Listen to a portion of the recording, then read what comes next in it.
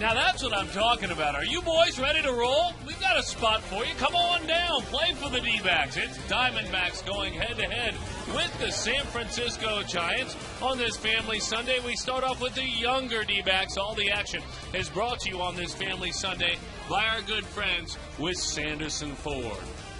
Hello there, folks, and welcome back to the ballpark. Welcome back, Mark Grace. My name is Darren Sutton. We trust to this point you've had a good weekend. Well, 4 starts in, Barry Enright has fit in very nicely. Look, in his big league debut against the St. Louis Cardinals, maybe a bit nervous, but he held them at bay. Fast forward to last time out, he was fabulous. Enright taking it deep into the ball game as he handed it to the New York Mets. Well, it's always fun to watch a guy come to the major leagues and watch him grow. And we are watching Barry Enright grow from a confidence level, really more than anything, Darren. This guy now, instead of just being happy to be here, I think Barry Enright is starting to realize, you know what? I can not only be here, but I can succeed here, and it's fun to watch. Competing out there, doing it very well. When Kirk Gibson a few moments ago was talking about Tim Lincecum, he wasn't talking fastball, breaking ball, or changeup. He was talking about his competitive spirit, his will to win, the edge that he has. Now, he may be struggling, really, when you look big picture at the numbers, month to month this season, but Tim Lincecum owns these Arizona Diamondbacks. Yeah, he does, and he owns most teams because he is one of the best pitchers the game has seen in a long time. He's got a delivery that is just deceptive, and the 3+ pitches that you talked about there.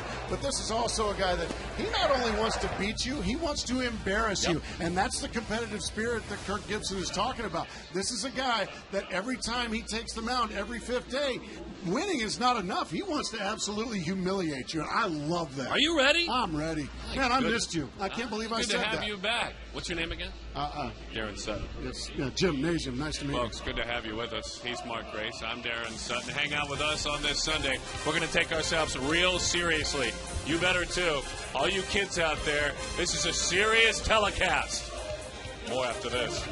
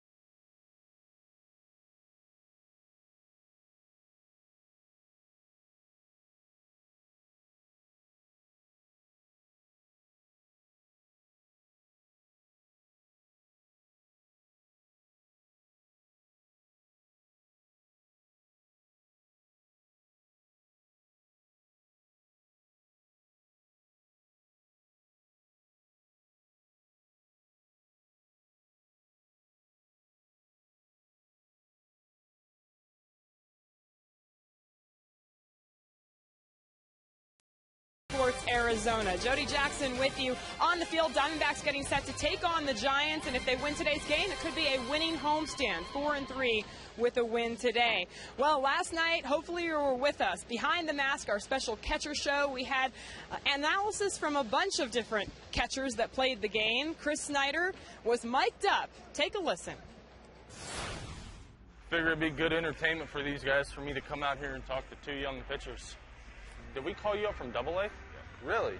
I haven't gone to Triple-A. How are you not in Triple-A? Good talk, guys. I hope y'all get on. Now I'm going to go talk to Danny about trade rumors. You enjoy catching? Yeah, I do. Your favorite thing in the world? Batting. Next to knitting and playing the clarinet. When I was in 8th grade, I was all-region orchestra for the trumpet. Yeah. We are headed east, Philly, New York. Yeah. I think we lucked out too. The high I saw was like 87.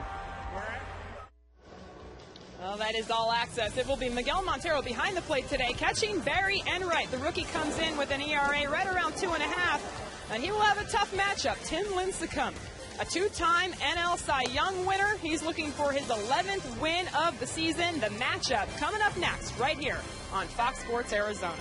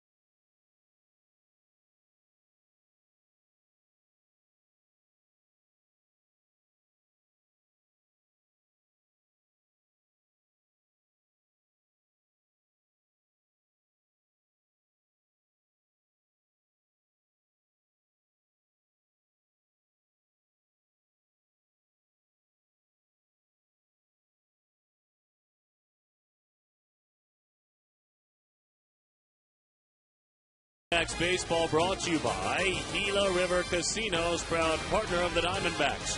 Sanderson Ford, Arizona's largest Ford dealership. Southwest Airlines, hop online to southwest.com. Grab your bag. It is on. Love our cactus corn. Love it here at the ballpark. Great place to get a snack. Glad to have you with us on this Sunday. Can't wait to give me some of that. How you doing? Doing well. Did you have a nice network assignment this weekend? Yeah, I was up in the Bay Area in beautiful Oakland. Enjoyed myself. Always interesting when you cover Ozzie Guillen of the Chicago White Sox. We're going to wait just a minute. Alan Porter behind the plate.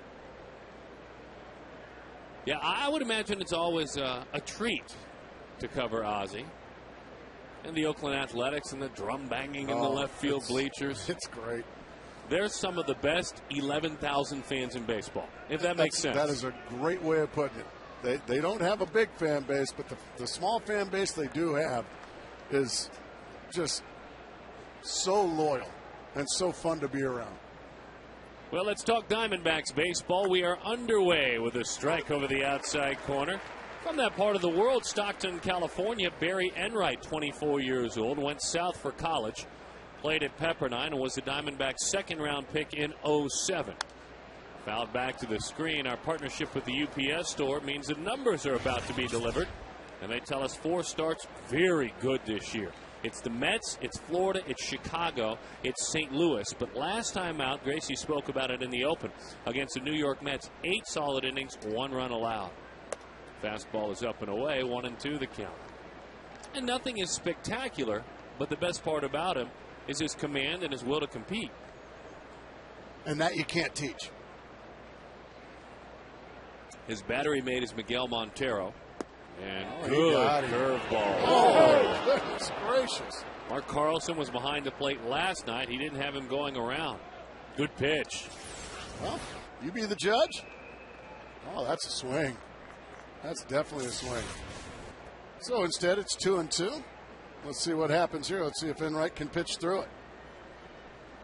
Goes back with a curveball. It's lifted into left field. All right. Takes a unique route, but he ends up with the ball in his glove, and that's all that matters for Barry Enright. Let's take a look at the starting lineup for the San Francisco Giants. Beyond Torres, Edgar Renteria, Aubrey Huff, Buster Posey. Another good night last night. Juan Uribe, Pat the Bat Burrell, Travis Ishikawa, Freddie Sanchez, and Tim Lincecum. And skipper Bruce Bochy. Eugenio Velez, his super utility player, is doing better today. That's great news.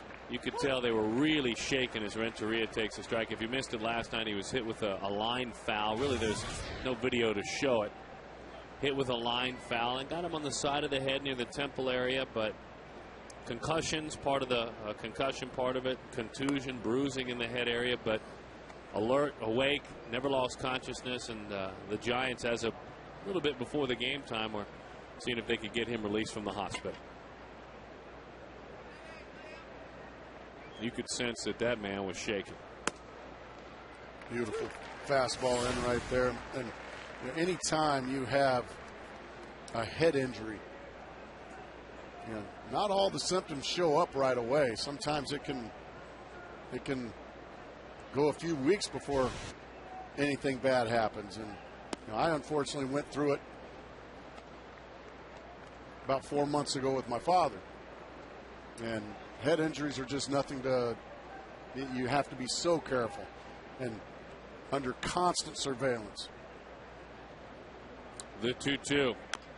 And Gracie along that same line. He's at St. Joe's is where he was. He was in the same area, and Joe Garagiola was with us last night, who suffered head injuries. Exactly. And was speaking of the care that he is going to have to. Well, and the great job that they do there.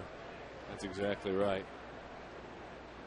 So they played inspired by him, not distracted from what happened. At least distracted a ton. Pitches in to Edgar Renteria. And also just not a warning, but just a little advice for the fans that come to the ball game. These baseballs are very hard, and they come at you at a very big time speed on these foul balls. So always be aware and always pay attention as that one's fouled off. If not you, if you bring your children, or if you bring your wife or your husband or whoever it is, just stay alert. It's a whole family all gathered together there enjoying the ball game. Mama and 3 little ones. 2-2 the count. Edgar Renteria, ouch. That's the one thing, too, and that wasn't that far in, but the one thing that stands out right away about a guy that jumps up from Double-A, you'll see them most of the time nibble away, stay soft away. Barry Enright will come in. He likes to pound in. And that's because his fastball's got that late life inside. And what that will do, Renteria is still trying to walk off the foul ball off his ankle. What that will do eventually, that'll get Renteria cheating a little bit inside. That might be able to open up the fastball away or the slider away. Let's see if they decide to try it. Montero outside. That's what they threw, the breaking ball down and away. Didn't bite. 3-2 the count. We talked about Renteria the other night as kind of the overlooked shortstop. There's Derek Jeter and his hit total. There's Omar Vizquel. And among active shortstop, this gentleman, number 3, standing at 2,235 career hits. High pop back up short into shallow left field. Parra has converted both into putouts in this ball game. Quickly defensively, the Diamondbacks, as they work behind Enright. Enright has played so far as a fly ball pitcher, so Parra, Young, Upton, important. Augie Ojeda gets the start at third. Drew Johnson LaRoche and Miguel Montero catches Enright.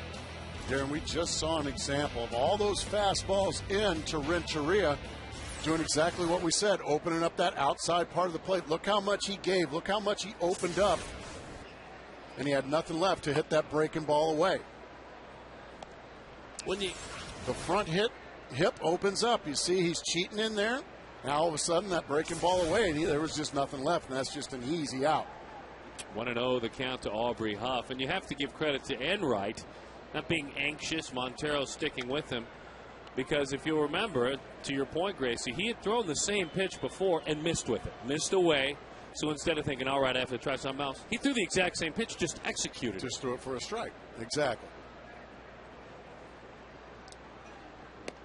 Change up outside, pitching very carefully to Aubrey Huff, who is on some sort of a roll.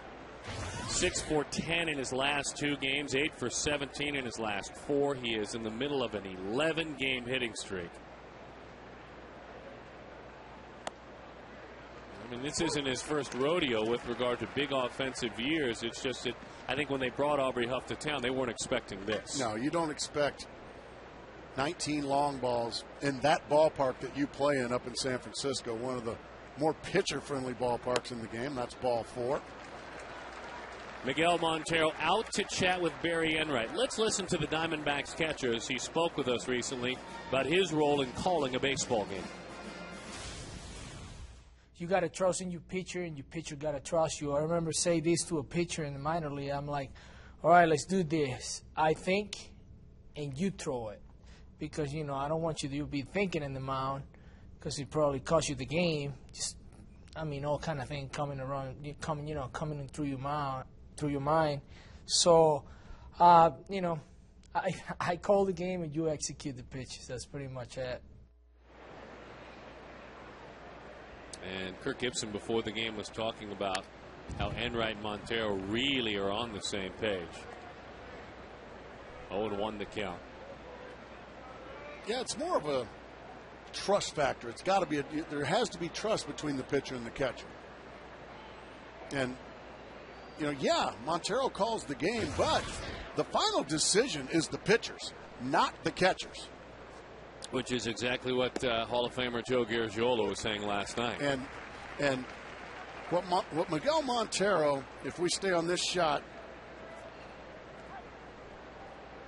watch. Okay, he's going to put down some fingers. He's going to put down some fingers. This is just a suggestion, folks. That's a suggestion.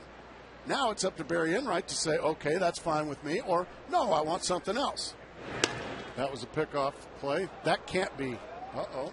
Aubrey Huff might have twisted an ankle a little bit, but he's okay. But he's going to suggest an 0-2 pitch. And it's up to Barry Enright to say yes or no.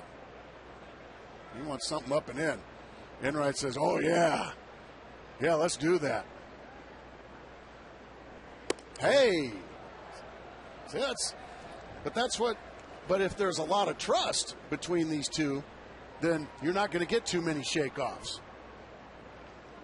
Barry Enright's going to say, yeah, that sounds like a heck of an idea there. I like that. And then it's up to him to execute it. 1-2 the count. And he fires a pickoff throw back over. Buster Posey, a 17-game hitting streak. Delivered again last night. That 17-game streak, 448 during the time. Tying with Orlando Cepeda, the second longest by a Giants rookie since 1959. Number 1, Willie McCovey. He is in really heady company. And there's a reason why. Leaving his feet, but then it kicks away. And that'll cost the Diamondbacks a run in all likelihood if they don't get off. Buster Posey, the hitting streak rolls on. It's at 18 games. Curious to see the Parra effort if he could have, in fact, made the play by not leaving his feet. Well, a couple of big mistakes cost the Diamondbacks there. First of all, well, just an awful 0-2 pitch. Fastball right down the middle. And then, you know, the effort's there, but I don't know if he had to slide. I think he could have just kept his feet right there and made a backhand play and gotten it to the infield. So, unfortunately, a couple of mistakes right there cost the Diamondbacks, and the Giants take advantage and take a 1-0 lead. And whatever was plaguing Aubrey Huff as that was ripped down the line. Whatever is plaguing Aubrey Huff when he went back on that pickoff throw seemed to bother him a little bit more once he got back to the dugout. Watch his ankle. He rolled an ankle, that left ankle. No ice. He's tough. He'll be just fine. Well, and that's why you said that right away before. That pitches, and I knew why you said it, because you know the kind of player Aubrey Huff is. Absolutely. Former catcher. Now first sacker. Juan Uribe with a grand slam last night.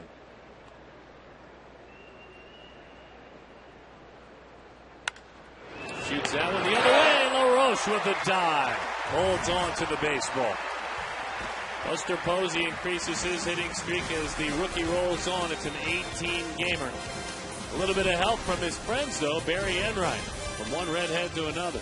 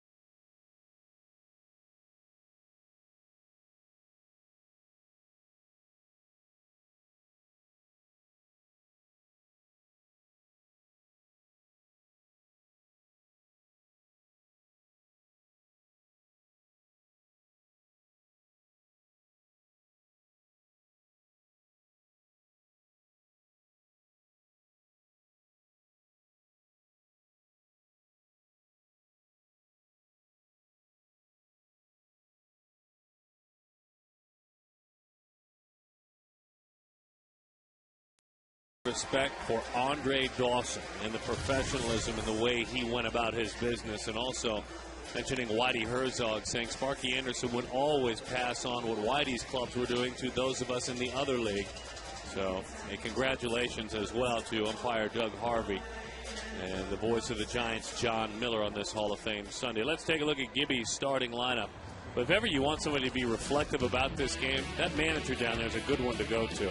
Brought to you by Southwest Airlines. It's Young, Johnson, Upton. LaRoche is having a nice homestand. Miguel Montero, Stephen Drew, Gracie likes to call him Dirt. It's Para Ojeda, and it's Barry Enright.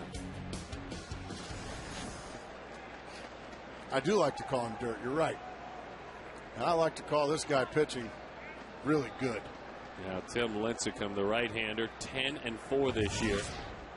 In a year in which you are told he's a little bit more human. This is a so-called Lincecum off year, as he is the back-to-back Cy Young Award winner.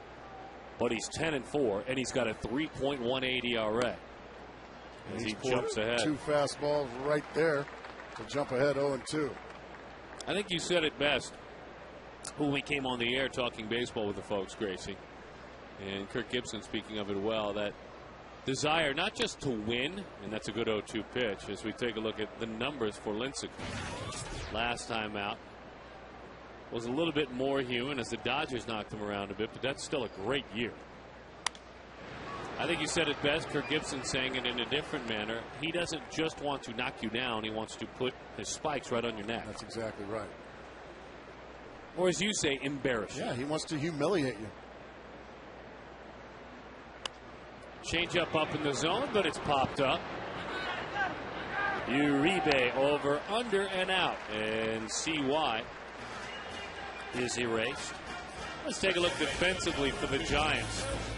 Lincecum this year, more than any year in his career, playing as a ground ball pitcher. So Uribe, Renteria, Sanchez, Ishikawa will be on assignment. Buster Posey, we'll hear from him talking about Tim Lincecum in just a bit. That's the great thing about Uribe, the one-time Colorado Rocky. He'll play just about anywhere on that infield.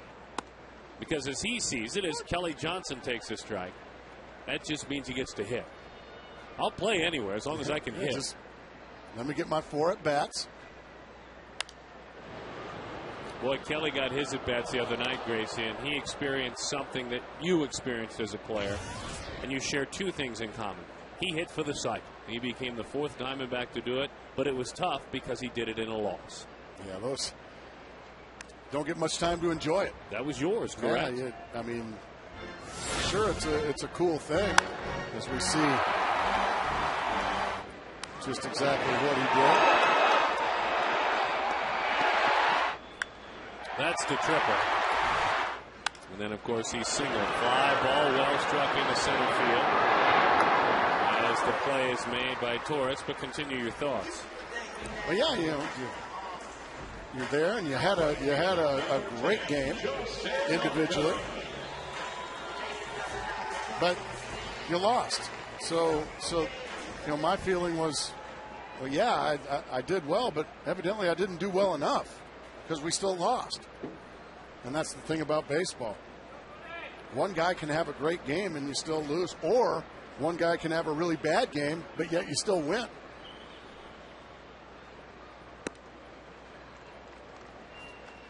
One 1-0 the count to Justin Upton. 16 home runs, 49 runs batted in. And Justin, big homestand, hitting streak as well.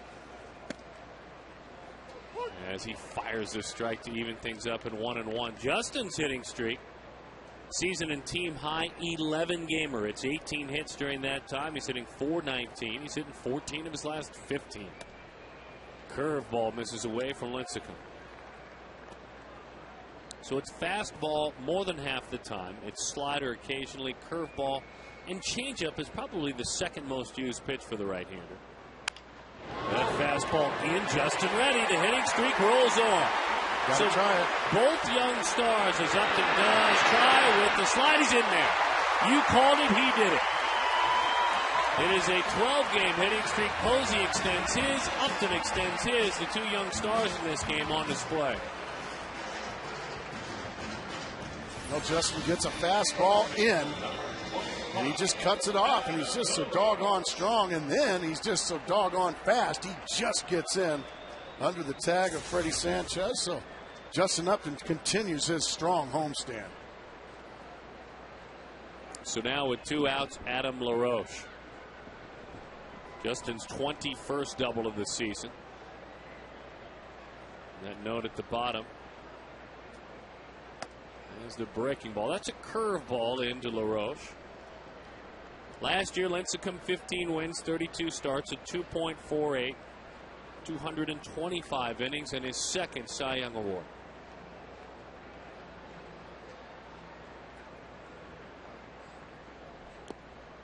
There's that change of pace. He went around. Last night, Adam LaRoche. Our Chaz Roberts air conditioning cool play. Gave the folks something to cheer about, but Arizona needed a lot more than that with another bullpen implosion.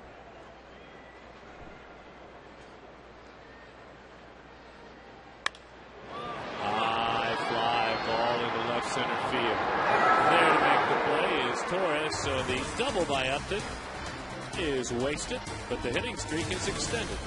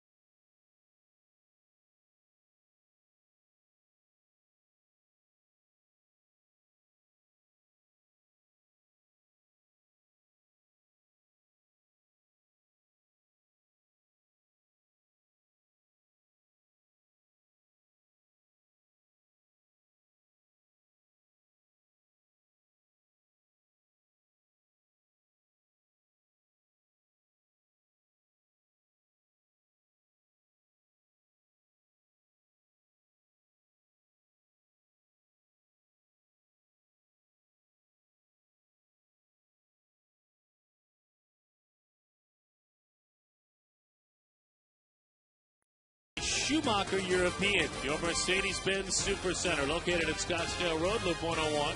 DriveTheBest.com. Wells Fargo. Together we'll go far. AAA. 800 Insurance to save money now. AAA there when you need us most. As we welcome you back to Chase Field, Pat Burrell gets ready to swing the bat. Scuffling of late, the veteran, Valley resident. 5 of his last 38 as he takes a pitch that looked pretty good, but it's called ball 1, 1-0 the count.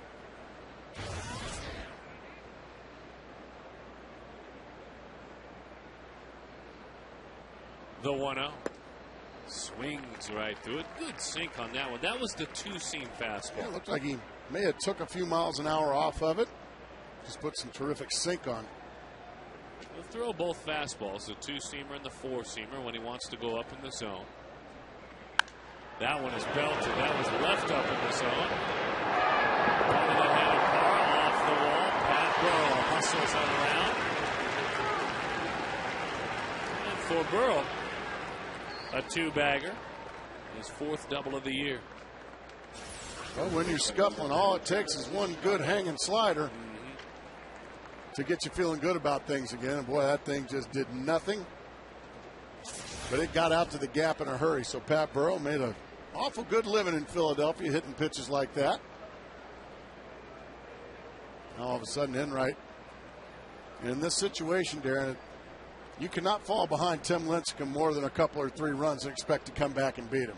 So he's going to have to buckle down immediately. And he's facing a red-hot hitter as well. In Chicago in his last 18 games, hitting about 350. Boy, Johnson, that one knuckled on him, but he hung with it. It was not an easy play. Kelly started backtracking while running sideways, then it handcuffed him. Second baseman number 21. Really a nice job by Pat Burrell reading that play. Yeah, you can see he had a little trouble with it, but Burrell gets back easily. But one quick out.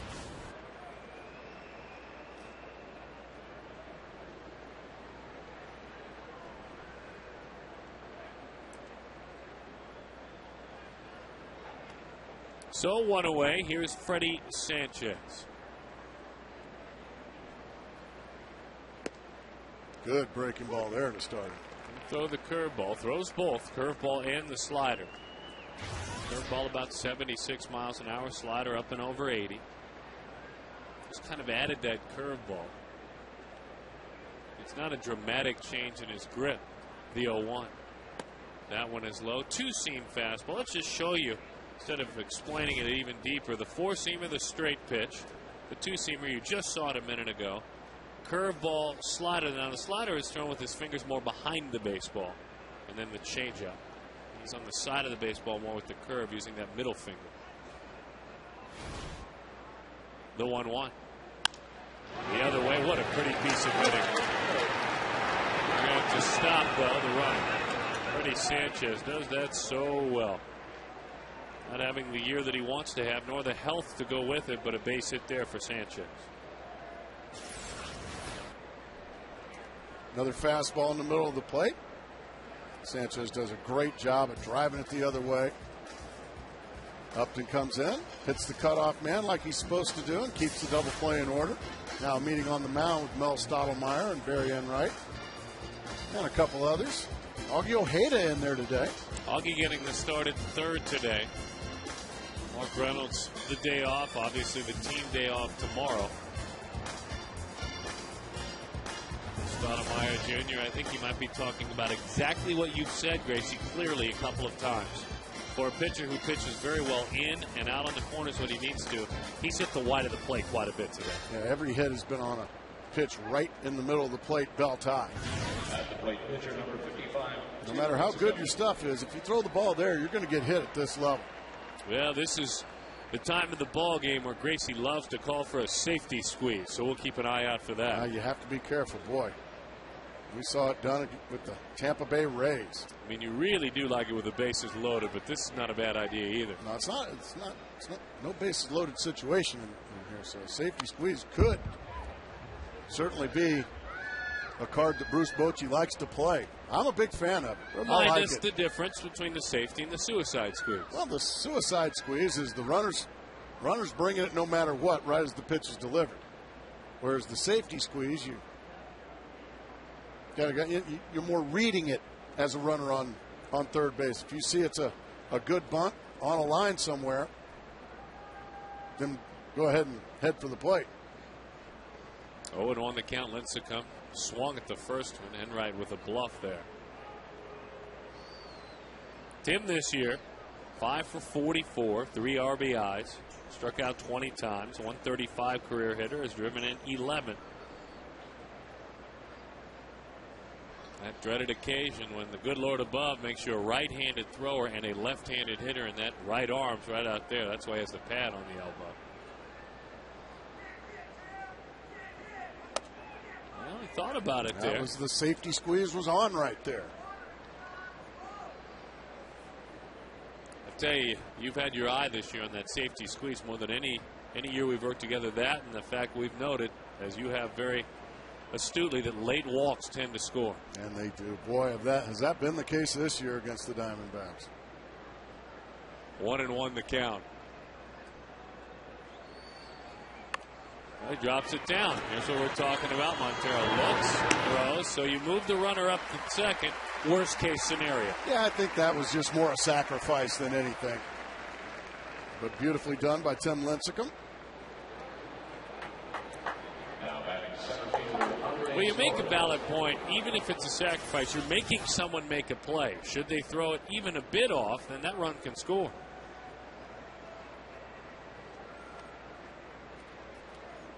And then also by doing that, you don't turn Tim Lincecum loose and have him possibly ground into a double play and end the inning. Now you give Andres Torres, who's been swinging a good bat lately, a chance to drive in a couple. And by the way, it needs to be noted the men in red played that one very effectively. This is the major leagues, they're supposed to. But they spent quite a bit of time working on it yesterday. Kirk Gibson, true to his word, had these gentlemen out doing pitchers fielding practice, working on bunt defenses for a good hour. Back-to-back breaking balls, back-to-back strikes. 0-2 the count. This was yesterday after Gibson was frustrated the night before with a couple of errors in an inning defensively by these Diamondbacks. Edwin Jackson. And so they scuffled, and Gibson made it clear, well, we're going to work on it. That was the second time he was available to talk in the media gathering in the media room. And he said, please go talk with my players before you speak with me. I got no problem with that. Yeah. How do you think your players are feeling? Well, go ask them. They're right in there. They're available to the media. Go ahead and go ask them. Kirk Gibson did something the other day. We have to pay attention closely to Enright. But this makes me think of it. It is maybe a bit old school, but certainly welcome to see the 1-2. We'll tell you about it in a bit. Nice job, Enright. I'll tell you what, with a couple of runners out there, he locked back down, getting a tough Andres Torres.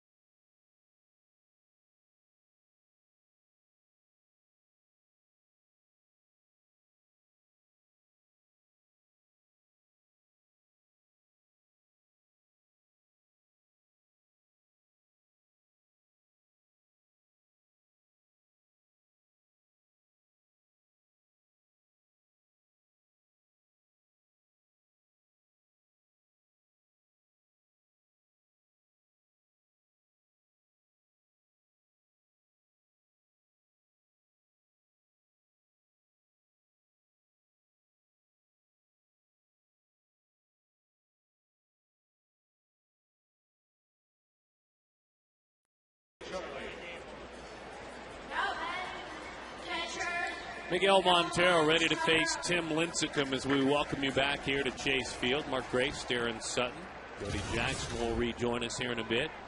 And we trust on this Sunday you've had a very good weekend. Maybe enjoying a brief escape somewhere. Thank you for inviting us into your home this afternoon. Amica Insurance, our hit zone. I'll tell you, this is slowly but surely becoming one of my favorite features of the telecast as Montero grounds that one to the right side. Diving attempt, Sanchez somehow comes up with the throw. He was on his backside. He struggled to get any sort of a grip on the ball. A fine play by Freddie Sanchez. It looks like Sanchez just kind of falls down on top of it, and then from his wallet makes the play to get Montero.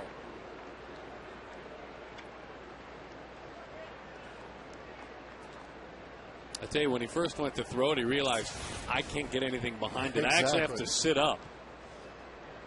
So Stephen Drew now. He takes a pitch that is up and away. He batted in the 7th slot last night as he fires that one in there. He was 1 for 4 and is 2 for 11 in this series. Change up, there it is. 1-2 the count. Not only does it slow down, that's the key to a changeup, but his delivery is so violent coming to the plate, he naturally sells it even more. Oh, yeah, he gives you that huge arm swing with it. There it is again. He hung that one. Long run play is made by Aubrey Huff. Let's listen to his rookie catcher as he speaks about what it's like to work with Tim Lincecum. I haven't been catching long, but I've never caught anybody like him. When he's right, when he's on, you can't compare him to anybody else that I've caught. Like I said, I haven't been doing it in a while, very long, but when he's on, it's hard to describe. I mean, just the explosion in the fastball and the movement, and then the off-speed pitches are plus as well. It's just pretty remarkable. Of course, Posey started catching as a sophomore in college. That's the first time he ever caught. But high praise certainly deserved for Lincecum.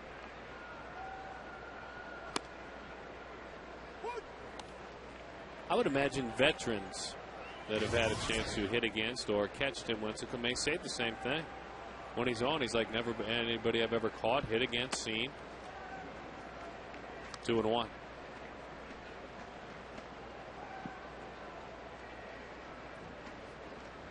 Opponents hitting .236 against Tim this year. Fastball is up and in. 2-2 the count. We like to call quality starts up here 7 innings or more. 3 runs or less. 3 runs or less. He's done that 11 times. What's his record in those games? I want to talk about cashing in. I'm not sure what his is, but the team's record is 10-1. Off the end of the bat, a change up. Beautiful piece of hitting there by Parra. Sometimes you just have to take what the opposing pitcher gives you. And in that situation, Tim Lincecum gave Parra nothing. Now, he threw him strikes, but this is just a pitcher's pitch, a change up, down and away. And that's all Parra can do with it to have a chance. That's just beautiful hitting, as you said. So now Augie Ojeda, his 50th at bat of the year.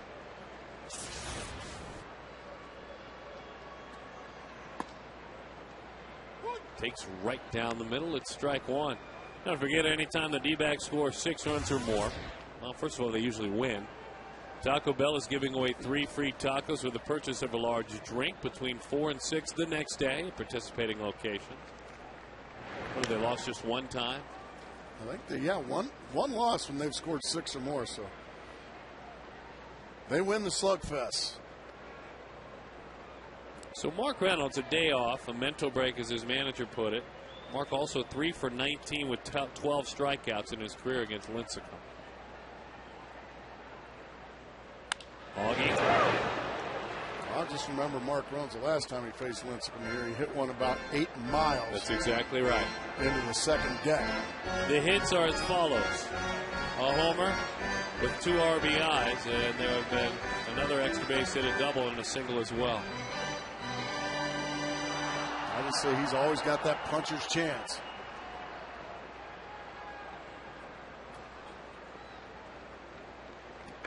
Oh, and 2 the count.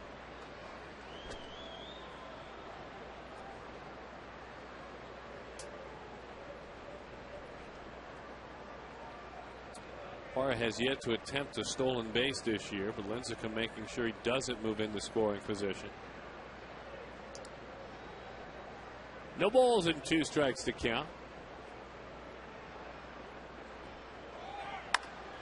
Runner was on the move. Boy, what a thing of beauty that was. Augie Ojeda on 0-2, a hit and run, and he still had enough back control to find the hole on the left side.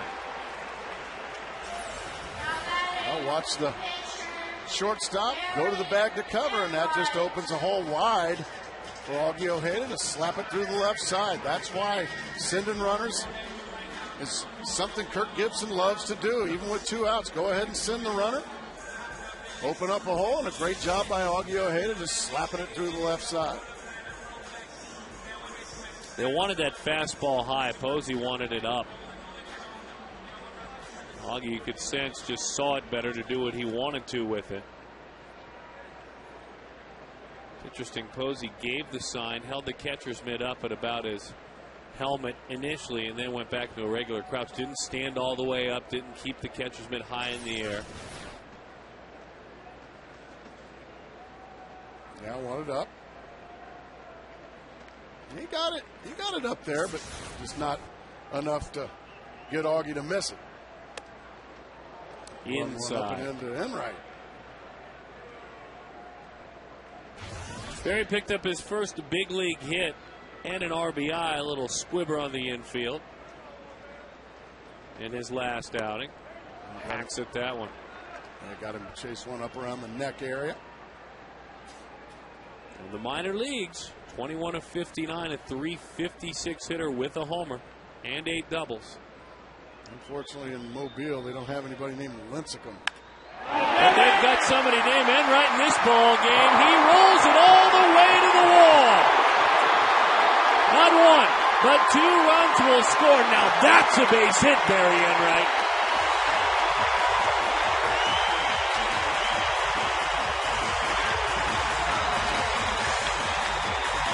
That was a rocket off the bat of Barry Enright. You're right.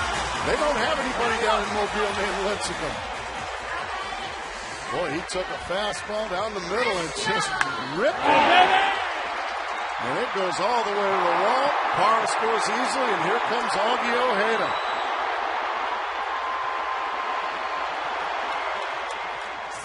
Barry Enright telling all the offensive guys, that's how you hit this guy.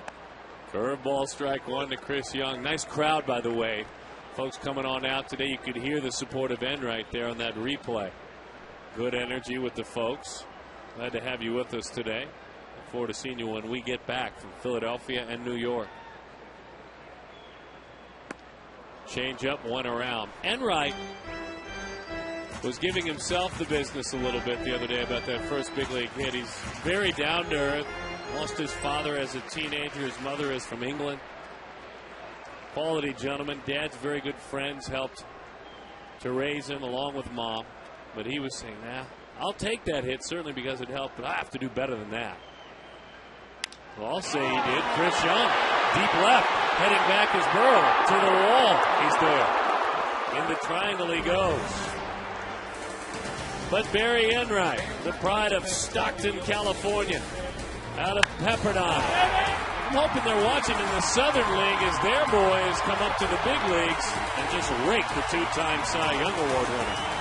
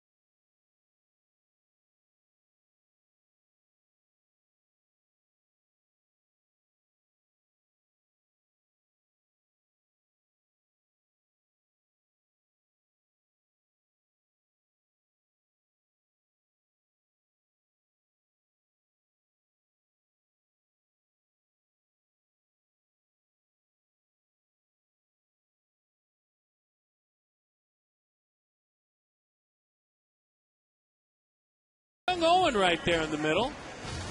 He's a big D-backs fan. Loves D-backs bobbleheads. Just D-backs bobbleheads. Don't forget that every Sunday is Kids Sunday at the ballpark. No Bobby Cox bobbleheads, please. Presented by Sanderson Ford. Be sure to bring the kids to the D-backs Padres games on Sunday, August 8th. The first 5,000 kids. I don't think any government bobbleheads either. They will get a back-to-school kit complete with D-backs folder, notepad, pencils, and more. Get tickets by calling 602-462-4794 or visit dbacks.com/Sunday. Good to have him here. Aldea Montessori taking in the ball game with Owen in charge of the group. All right. Hard hitting Barry Enright back out to the mound. We're going to drop that nickname on another guy now, huh? I think so. Oh, we can't have too much of a good thing, can you? No, you That's actually hard can't. Hitting Barry Enright. You actually can't. And I'll tell you what, that was hard hit. Stick with my reasoning here as Renteria fouls that one off. And I mean this. We'll accept small victories. I mean this respectfully when I say it. But when you're 37 and 61, you can't really have too much of a good thing, can you? Small victories, man. We're leading the game after 2 innings, man. Let's get excited. That's hard hitting Barry Enright. I like it. Pitches away to Edgar Renteria. Well, the big off day tomorrow in Philadelphia. Club travels after the ball game. They head to Philadelphia for an off day tomorrow. What are you planning on doing? I'm going to the ball game. What are you talking about? There's a ball game tomorrow. It's a night game. No, it's a day game. Is it? It's a day game, huh? Colorado Rockies, Philadelphia Phillies. Nah, it'll be too hot. I'm gonna go over to Atlantic City. That's where I'm going. Renteria takes high. 3-1 the count. What's Brewing is brought to you by our good friends with the Miller Brewing Company.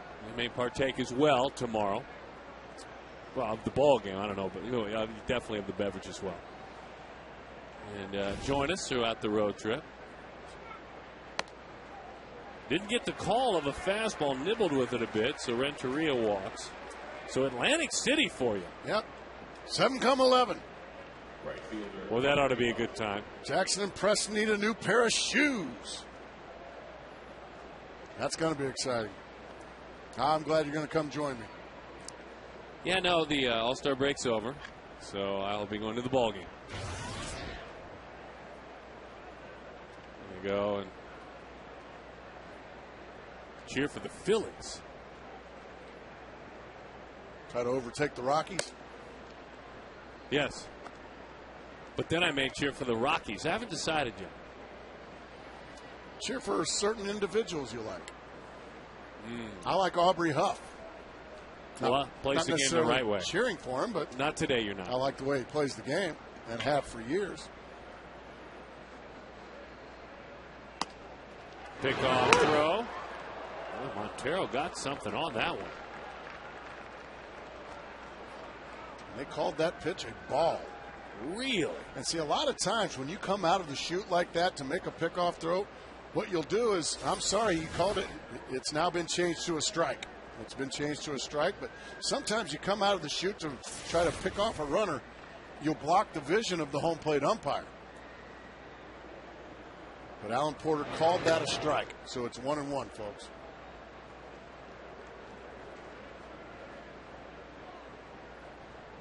We were speaking of Huff earlier, the fine season he is having. It was in Tampa, it was in Baltimore that he put up big numbers. He has had 100 RBIs in 03 and 04 with Tampa Bay as he rolls down to LaRoche. Tag play. And they popped it on him. So 2 outs.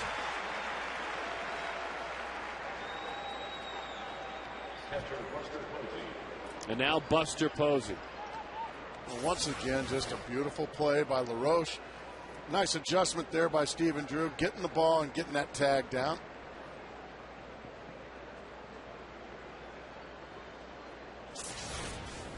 Two big outs. Posey waves over the top of that one. Posey, a 50th round draft pick out of high school. went as a shortstop and a pitcher to Florida State. As that one is fouled right back to the screen. Some of you this past fall may have had the chance to see him playing in the Arizona Fall League.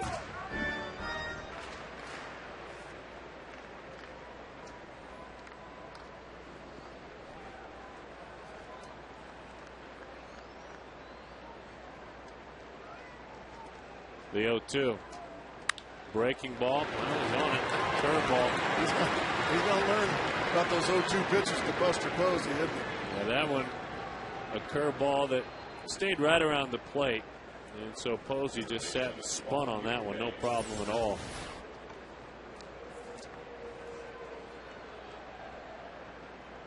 Well, when you make a mistake 0-2 and it stays in the ballpark, I guess you're happy, but now you got to deal with Uribe, the top power hitter on the Giants. He with 13 home runs.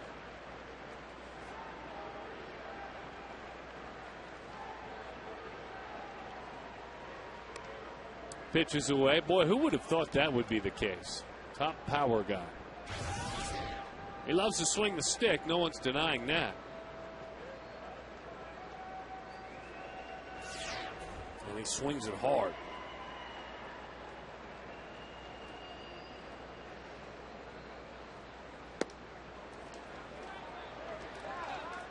Two and 0 the count. And he did call it a strike, so 1-1.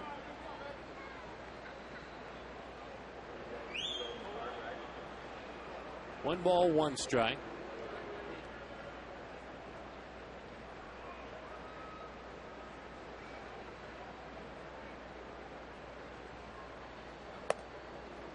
Inside, and the count is 2-1. Ooh. Uribe looks mad. You think he's upset about that pitch? Yeah. Didn't like that pitch up and in, evidently.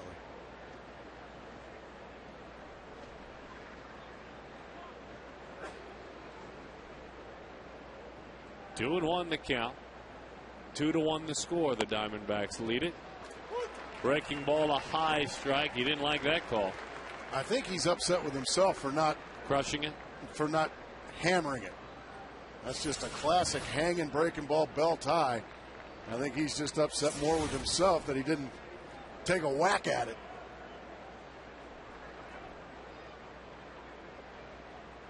The 2-2. Takes a whack at that one. Boy, isn't that a funny thing, this game of baseball? He swung at that baseball because, well, he wanted to swing at the left.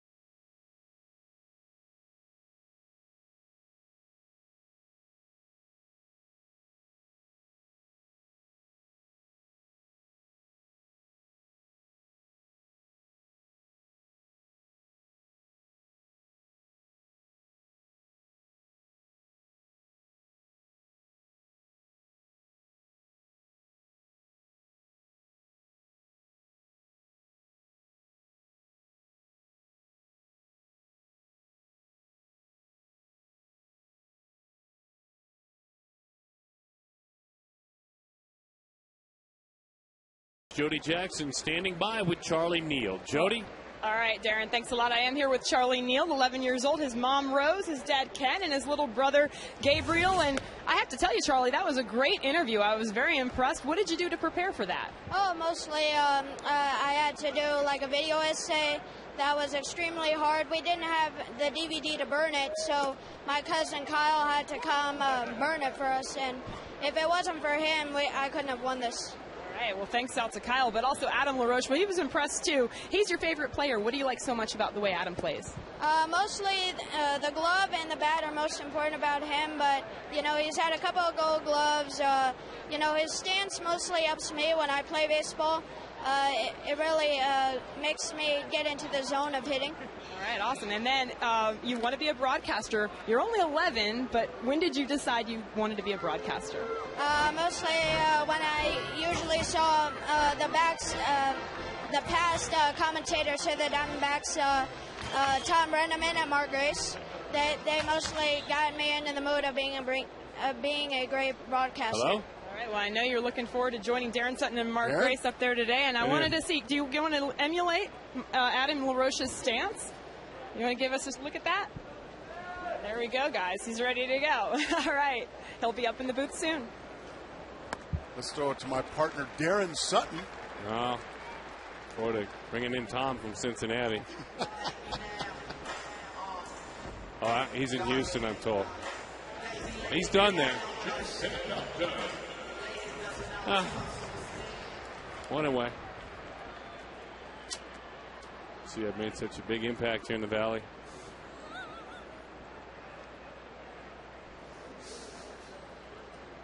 There's just enough to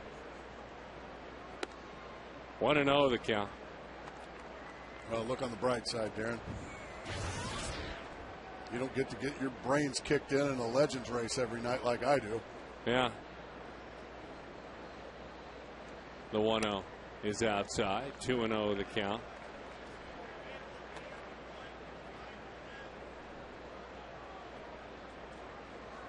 Used to call me Matt Fescursion up until I left in Milwaukee as well.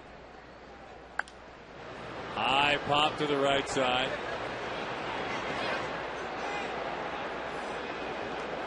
And that's Travis Ishikawa.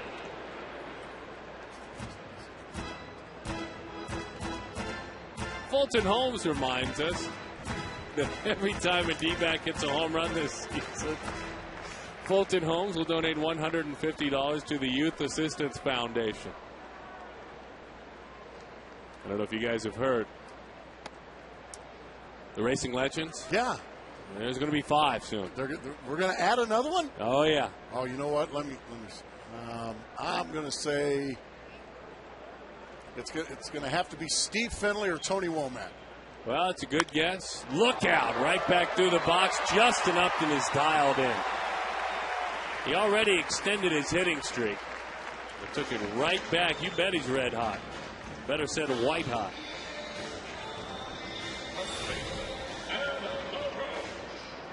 First 2 pitches out of the zone, and that's the key to hitting, is getting ahead in the count.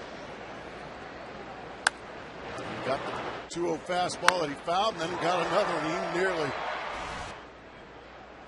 He nearly ruined the life of Tim Lincecum. Fortunately, it missed him, and everybody's okay. So here is Adam LaRoche. Charlie Neal doing a nice job interviewing, emulating his stance. No, it's a good guess. The new legend? I mean, we had Kelly Stinnett here last night. He was a big contributor. Craig Counsell. Everybody loves Counts. Tom Brenneman. Oh, Tom Brenneman's going to start running, huh? Yep. Are you going to introduce him? I'm going to introduce him. This will be the 3rd time in my career I've introduced a mascot. Of course, introducing the Chorizo in Milwaukee, the Racing Legends here.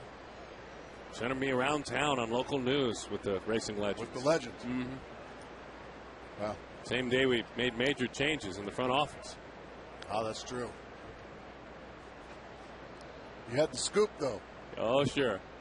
The Legends. Breaking ball to strike. 1-1 the count. And to this day, and I'm guessing, when Tommy comes in, and even when Todd Walsh becomes the 6th and joins him in the race. True. that you'll still never win. Just two more legends just kick me in the teeth every single day. George Fabregas, racing legend. Will be the 7th. Poor George. I love George. He gets lots of great mentions guy. on this show. He's got a unique name, that's why. Played the game the right way. Good guy. Good teammate. 2-1 the count.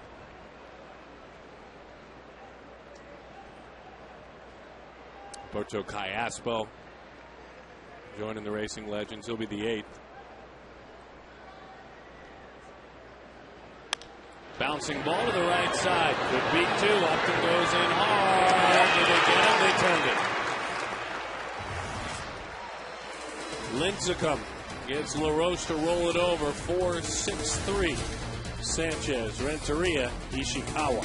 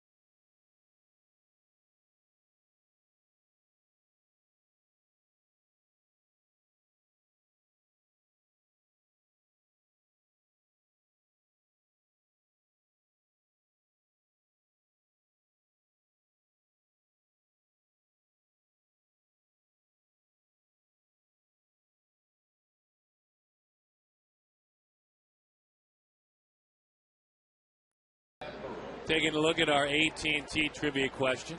Name the only 3 big league players with 400 or more home runs and 300 or more stolen bases.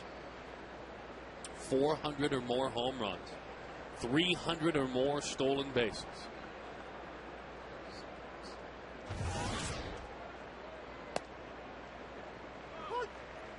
Well, I'm going to have to guess Barry Bonds has won.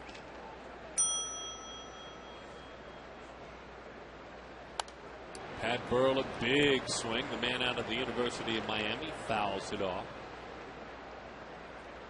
Was in Tampa Bay. Just wasn't the right fit there. Grew up a Giants fan in the Bay Area. Joe Madden gave him an opportunity with nothing but praise and kind words to seek employment elsewhere. 280 as a starter he is hitting. He's 0 for 5 as a pinch hitter for the Giants. The 1-2. Fly ball left. Hauled in there by Gerardo Parra. Good trivia question, wasn't it? Yeah, I know the other 2, but I'm going to keep them to myself.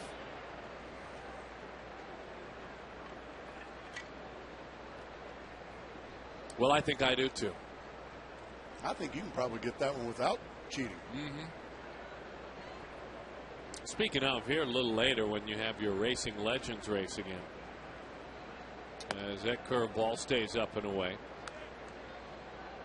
You need to find a way. I mean, whatever it takes, Gracie. Whatever it takes to win, you need to find a way. Hot shot, base hit, center field, Ishikawa. Like cheat? I'm not saying anything about that, but I'm just making it very clear you need to find a way to win. Oh, I'm gonna have to probably go to the wallet and maybe start paying some people off. I'm not saying that either. But I think you hear what I'm saying. That's finding a way. Yes. Maybe take a crowbar and go to the legs of the other guys. No. Oh, no. No, we're not Jeff Gillooly. Not going to go Gillooly on anybody? No. 1-0 the count. All right. I'm trying to figure out where you're going with this. We don't want Chase Field to be Cobo Hall in Detroit. No? We don't want that. A run on 5 hits and no errors for the Giants. 4 left on base. For the Diamondbacks, 2 runs, 5 hits and no errors. And right. Slider, and it's fouled off. And right this year when he was pitching in Double-A, Dan Carlson, his pitching coach, who he speaks so highly of when you're we all do talking with Barry Enright. 14 starts, 4-1, a 2.88 ERA. And listen to this: 15 walks, 83 strikeouts. Minor league career walked less than 2 per 9 innings of work. It's hard to do in the minor leagues. You don't see that very often. It's hard to do and be a good pitcher for sure. Exactly. I mean, a lot of times guys that'll have a lot fewer starts might do that, but they're getting knocked around. In his career, minor league ERA in the 3s, 26 and 18. Been a winner everywhere he has gone. A big winner in college with Pepperdine. WCC Pitcher of the Year as a sophomore, 35 and 8 in college, and All-American as a junior.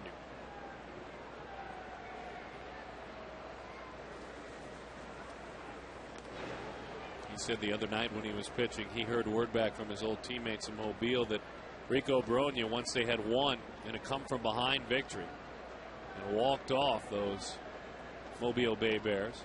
Called him in, hey guys, we got the game on the computer, come on in. Barry's throwing a shutout. And as the words came out of his mouth, homer. Oh, really? Oh, nice breaking ball there on a 2-1 count to even it up. Way to go, Skip. He's not anymore. You just jinxed him. Boom. There's that breaking ball. 2-2 the count. He's acquitted himself very nicely in the major leagues. At no point does he appear that he doesn't belong here. Change up, running into the hands, and the play is made. Now that one had dived like a Haren split-fingered fastball. That was a changeup down and in. Sanchez hit it hard, but hit it right too. Chris Young in center field, so like you said, that's the change up. It's down, but Sanchez does a nice job with it. It was unfortunate, but Chris Young, he patrols out there. Lincecum with a sacrifice bunt in his first plate appearance. The man who was pitching drove in 2 runs. 1-0 the count to Lincecum. As it is off to Philadelphia, as we mentioned, it is a 3-game set with the Philadelphia Phillies. Dan Haren, Cole Hamels, Rodrigo Lopez, Roy Halladay, Edwin Jackson. Starter yet to be announced for Philadelphia. 1-1. Boy, was that a mighty rip from Lincecum. It's kind of Josh Weitzel-esque. Yeah, he's over there swinging it hard in Japan. Land of the rising sun. And the mighty left-handed rip. That pitch is inside. We'll never forget Josh Weitzel. His big swings. I know I won't.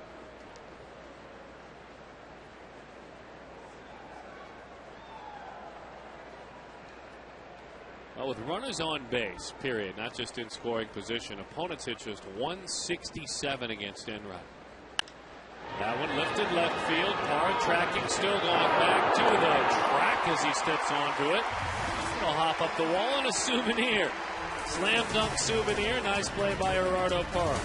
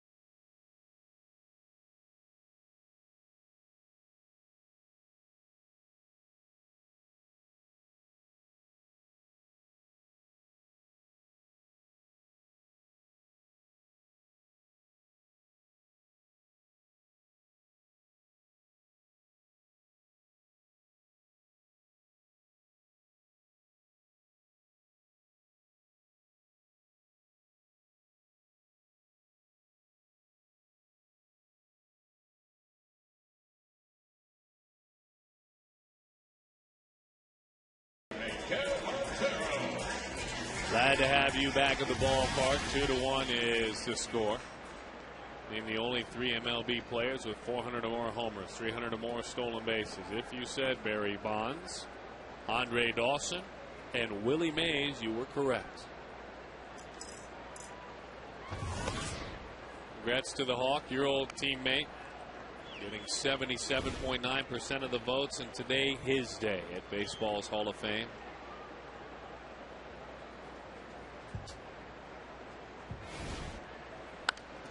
That one is popped up and into the seats it goes. The 87 MVP, 8 Gold Gloves, and one heck of a teammate. Yes, he was.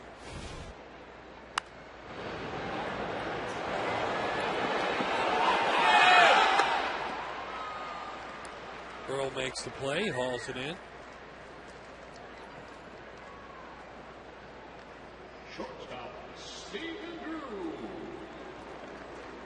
Kirk Gibson was talking earlier about, and you saw it as a teammate, but how much he respected Dawson. 2 things. Number one, that he played hurt a lot like Gibby did. Not quite at the level that Andre had to. But with regard to being a member of that players union and having to deal with, as Gibby brought it up, collusion at that time. Handed a blank contract to the Cubs. Am I not correct? Handed a blank check to the Cubs. That was popped up as well to left field. He said, fill in the blanks. The Cubs filled in the blanks for a season salary of $500,000. And Andre Dawson went on to win the MVP that year. 1987. The only time somebody won an MVP for a last place team.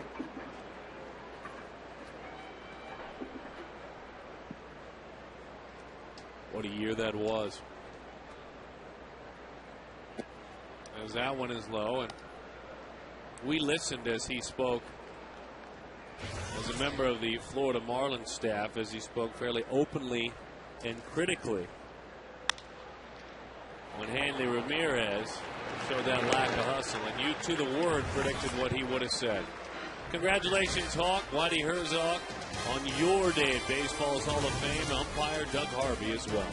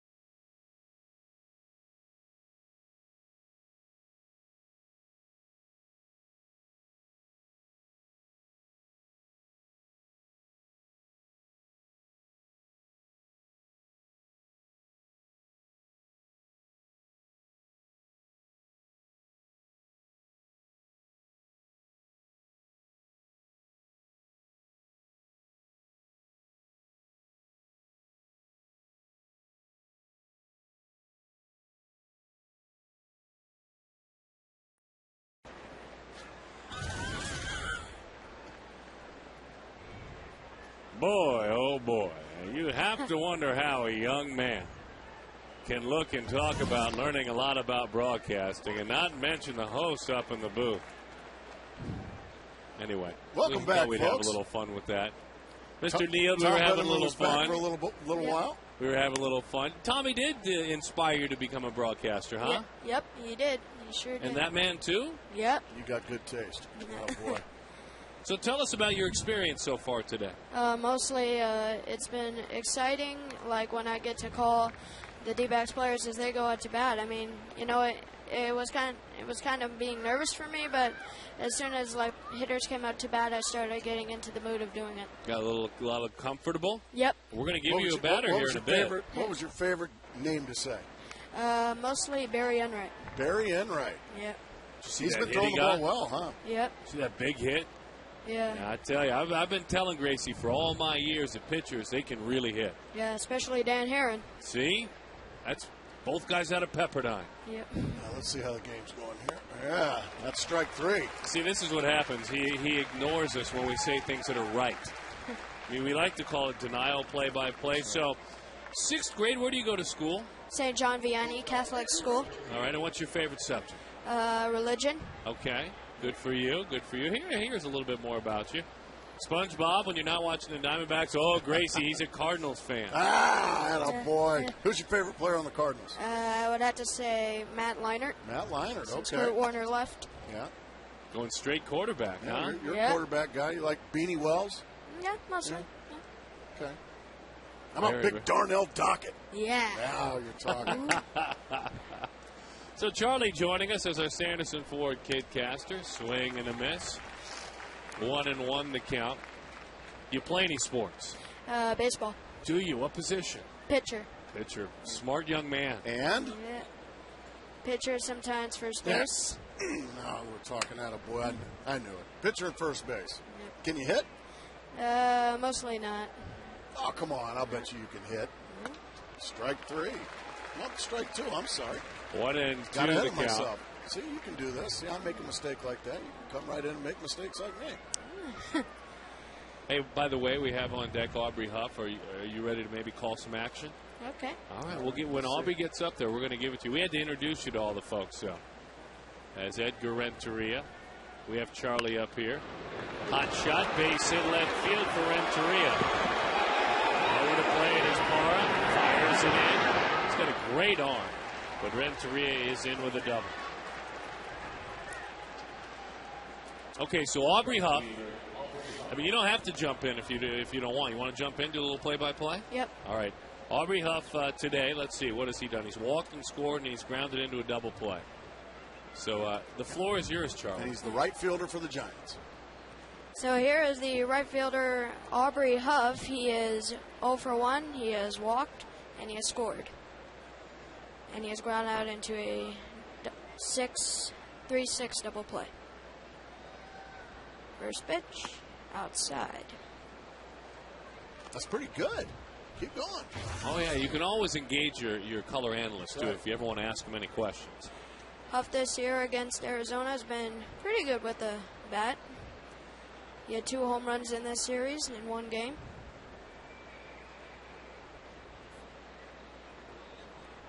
The 1-0, outside again, but called strike 1.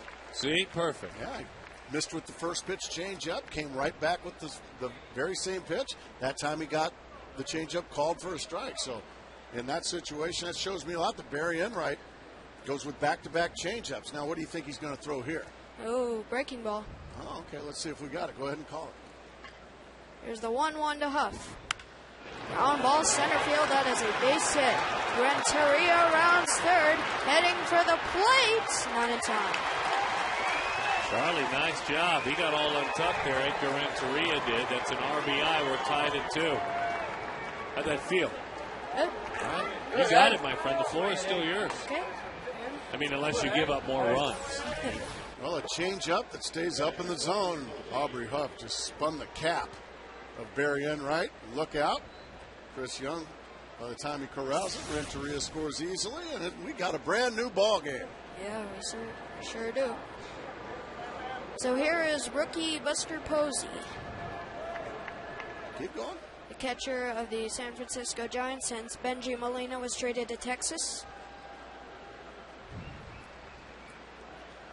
Posey, a very, very good player since making his debut almost last year. Foul ball. Played in the Fall League, didn't he? The Arizona Fall League. Yep. Played very well. You don't like to catch, do you? No. Okay. Awful. Yeah, he was a pitcher and a shortstop, then became a catcher. Posey has doubled an RBI and a single. Here's the 0-1. High. 1-1 to count. Well, he better be careful up there, huh? Yeah. I mean, you miss up there, Gracie, you can get in big trouble. You miss in the middle of the plate belt high, they tend to go a long, long way. What do you think, Enright? Have you liked what you've seen so far in the 4 starts you've seen? Yeah, I mean, since he's been called up from Double-A, I mean, he's been on fire since that start in St. Louis. Down and away. 2-1 to count.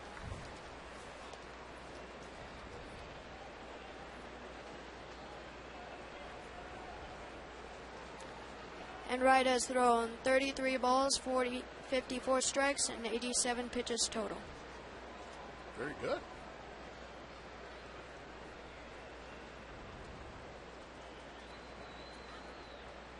Here's the 2-1 to Posey. Outside, just missed. 3-1 to count.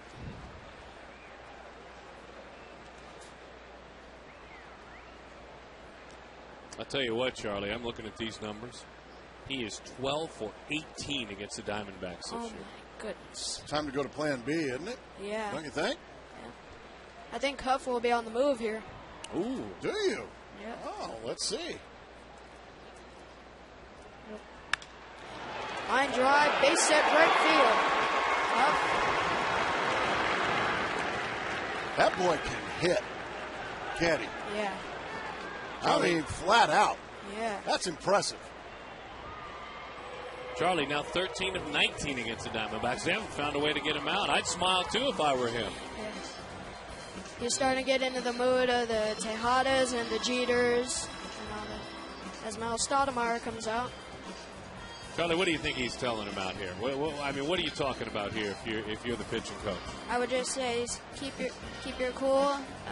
Throw pitches outside. Try to make the hitters chase. Try to throw pitches down and away. How about you, Gracie? What would you say? If I'm Mel Stoudemire in this situation, I think right now he just sees that Barry Enright is on the fence right now, probably fatigued, probably a little pep talk, and he's also probably buying time for some relievers to get ready out there. And then he'll probably say, "You've given up 3 hard hit balls in a row. Yeah. Stop doing that." I think you're right on both of you guys. Yeah. The backs are trying to avoid the sweep. Are they swept? No, they are. You're right on the button. They're trying to avoid it. You are right on the button. So here is Juan Uribe, 0 for 2. He has flied out, and he has lined out.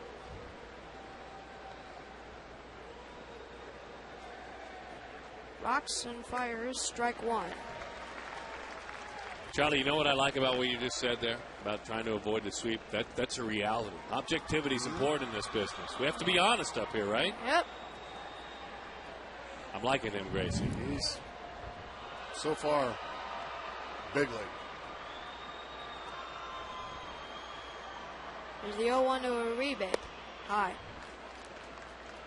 You got any plans after the game? You want to go to Philly? No, I'm not going to Philly. I'm going to San Francisco. Really? Yep. I have to go on vacation. Oh, I thought you might go work for the Giants. I thought you were going to get on the team playing with them. No, I'm going to see a game, actually, of the Giants. Because John Miller's being inducted into the Hall of Fame, the voice of the Giants. You might just fill in for him. 1-1. Strike 2 as he swings and misses. See how he does a nice job with a courteous giggle to your humor and then gets right back to the game? I spoke with him about that earlier. He's been doing that to me for years. Just a courteous, Anyway, 1-1. That was well done. Yeah.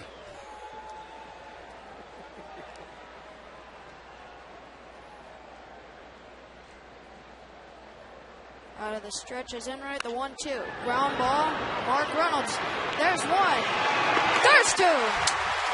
Nice job, Charlie. Nice job, Chaz. Handshake there, pal. You just called a double play. That was very well done. We like him. He's ready for the big leagues. Our Kidcaster is brought to you by Sanderson Ford. I miss Tom.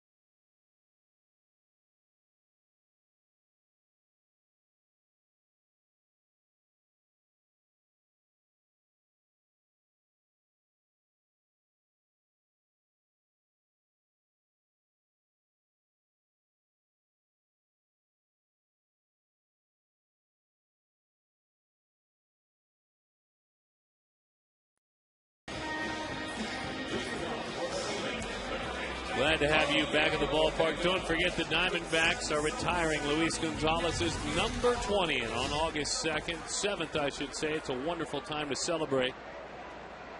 They are giving away the first 15,000 fans at Gonzo bobblehead courtesy of Chase. 602-462-4794. Log on to dbacks.com. Charlie Neal did a heck of a job, didn't he? Mom Rose, his dad Ken, and his brother Gabriel. He did a great job. The principal of his school, as he was talking about, St. John Vianney Catholic School. Sister Ignacia, the principal over there. Sister, you should be very proud of the respectful young man. He's representing your school, and Diamondbacks fans for that matter, young Diamondbacks fans, very nicely. Pacing. You know, we all could learn a little bit more from Charlie's pacing. Thought his pacing was very good. That's a foul tip. Just got a piece of it. 0-2 the count. Golly, how about Buster Posey meantime? That boy can hit.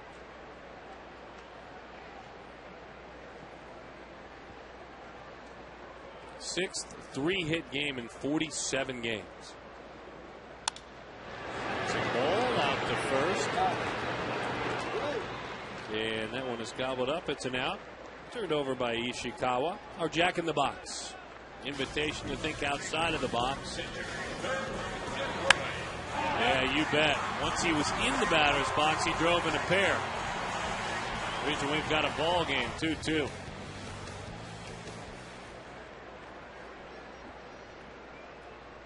Let's see if Tim Lincecum throws him belt-high fastballs here. He did, and it cost him. I'm telling you about Barry Enright, folks. He was somewhat embarrassed in that first big league hit. He doesn't waste any time. Belt-high fastball, and he just whacks it right back up the box. Bang! It's impressive. It's impressive because he's not in awe of who he's hitting against. He knew he was on the docket, too, for several days. We were speaking about Lincecum the other day. Before Enright, pitchers against Lincecum this year were 4 for 33. 4 for 33. He is 2 for 2. They drove in 1 run. He's driven in 2.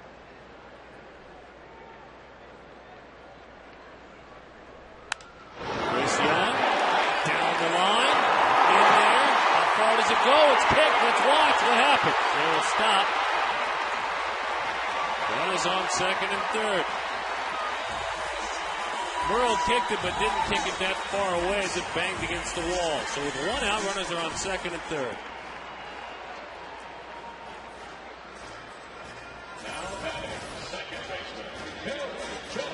Fastball stays in the middle of the plate.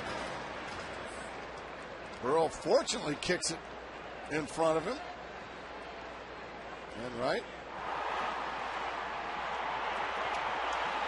Does a good job of running the bases. Now they need something from hard hitting Kelly Johnson. He got a change up. He came up empty. He saw Kelly ready to drive that run in. Well, it's going to take a long fly ball. Enright not a fleet of foot guy. So it's going to take a long fly ball. I think Kelly Johnson would love to do it with a base hit. Kelly 0 for 2, a fly out and a strikeout. Little nubber as that slider is in. He got something hanging right in the middle of the zone there and didn't do anything with it. That's one he's going to regret.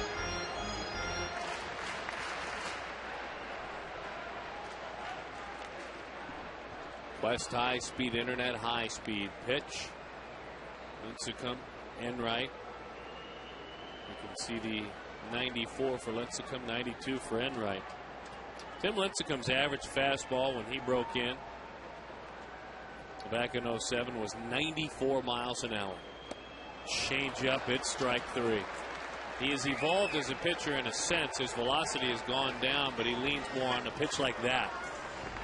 But he's always been a pitcher, not a thrower. Yeah, that strikeout was probably because of the strike 2 that Kelly Johnson had a good pitch to hit and came up empty, but nobody's going to do anything with that beautiful change up there for strike 3.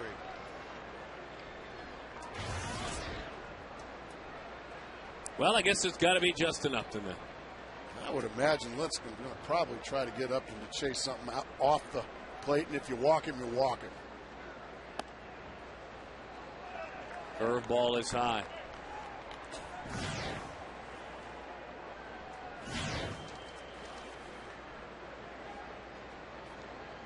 Upton today in the ball game. A double, a single. He's missed with a couple of off-speed pitches. I can't say I blame him. I think he's going to keep throwing them, and like I said, if he walks him, he walks him. Just an 8 for 24 in his career, so a .333 career hitter against Lincecum.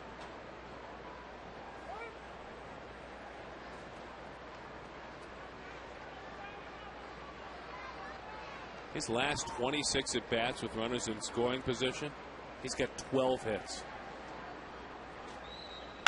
High fly, right center field, deep into the gap it goes, but right there to haul it in is Torres.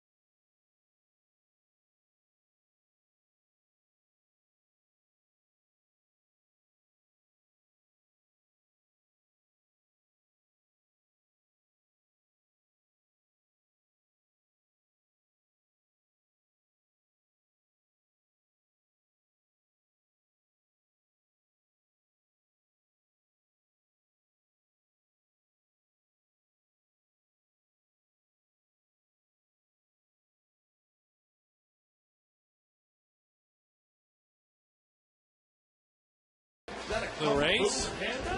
Kung Fu Panda took you out. Mark Grayson, down goes Gracie. Down goes Gracie.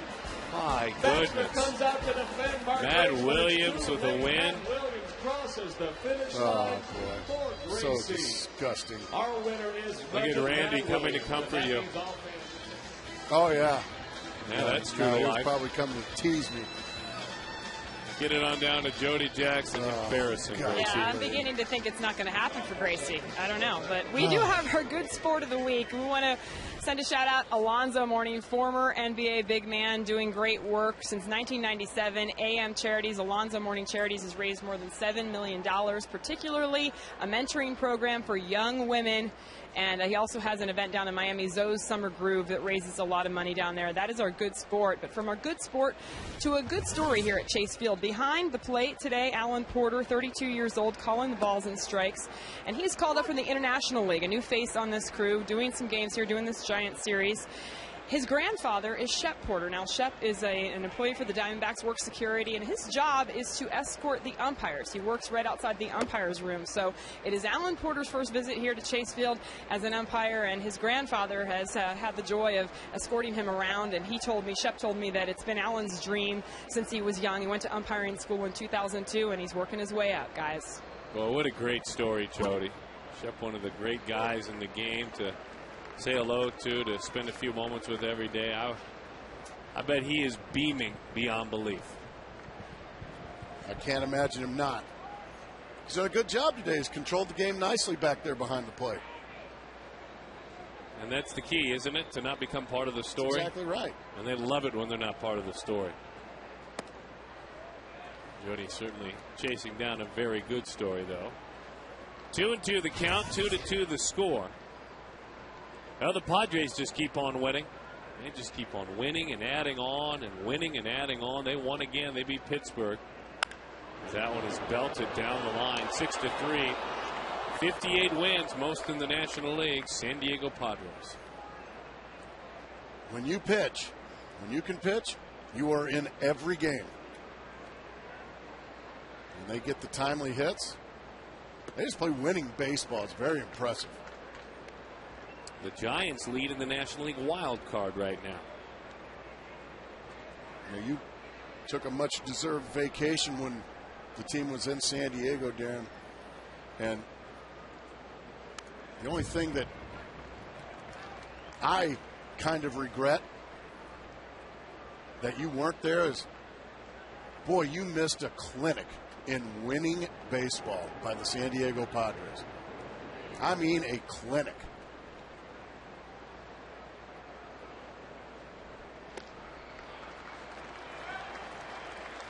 You know what? On Hall of Fame Sunday, we'd like to talk about some guys that are very deserving that aren't in yet. And so help us.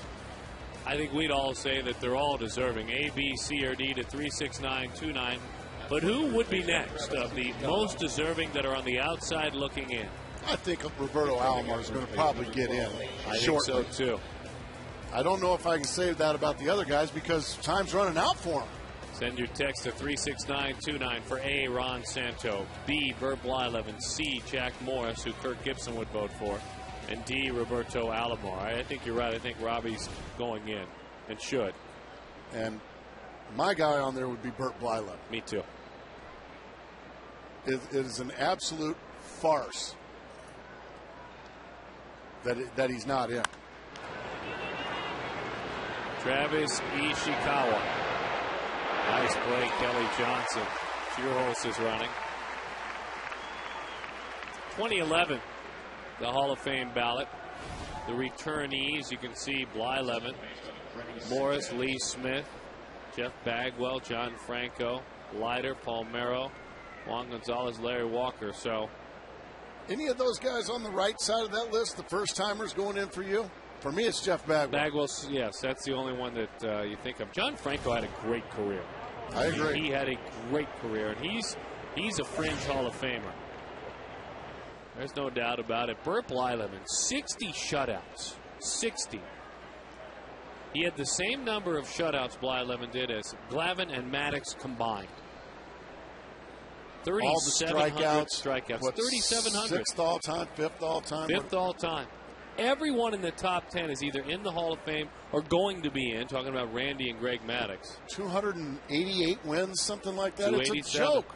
And you know what? Shame on the Veterans Committee, too. Shame on them for not putting Blyleven in. 0-1 the counter, I should say. No pitch. 0-0 the count to Freddie Sanchez.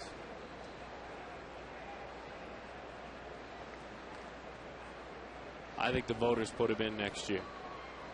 Next year will be his year.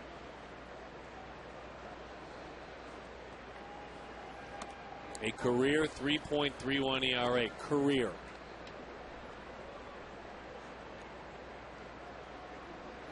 Only Tommy John, Glavine, and Randy Johnson. More victories, not in the Hall of Fame. You could certainly argue for Tommy John as well. I agree. Tommy John should be in there as well. I mean, amongst the very best in the win total. Another guy that I think should be in there that you don't hear much about is Jim Cott.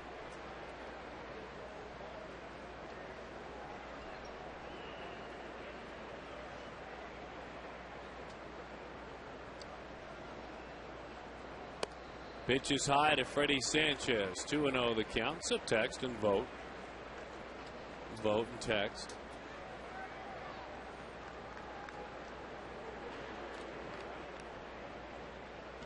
We're really sweating through that cap.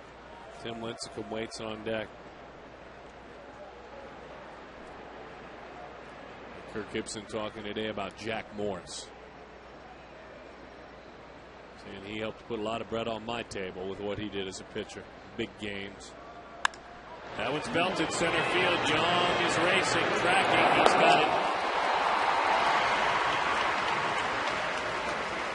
Well, when I see a play like that, it reminds me of my very first hitting coach in the major leagues. His name was Joe Altobelli. Okay. And stop me if you've heard this, but he used to always tell me, I haven't heard Mark, it. whatever you do, stay out of the air to center field. Don't hit fly balls to center field. And I said, well, why is that, Joe? And he said, well, first and foremost, it's the deepest part of the ballpark. And secondly, but equally foremost, is the opposing team's best outfielder and fastest outfielder is out there playing center field. So stay out of the air to center field. And I'm sure Freddie Sanchez is thinking the same thing right now after doing that. Well, I'm glad you shared that with us. Chris Young, center fielder for the Diamondbacks. Don't sit on that long anymore.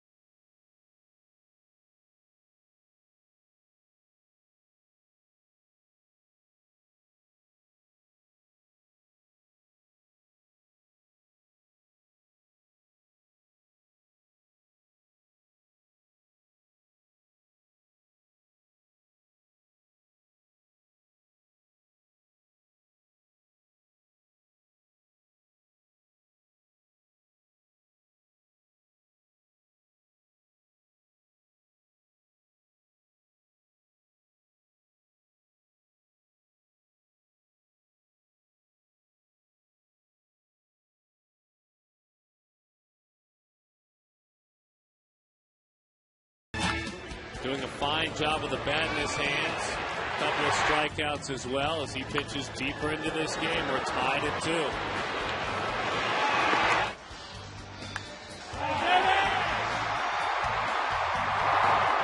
That was his second big league hit, but certainly his biggest and most impressive. Right back at him. APS Energy All-Star. And the first pitch is a fastball high to LaRoche. He did not go around. Nate Shearholz remains in and is now going to work in the outfield.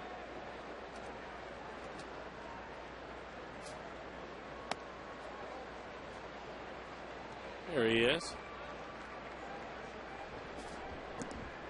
And Huff is in left field now.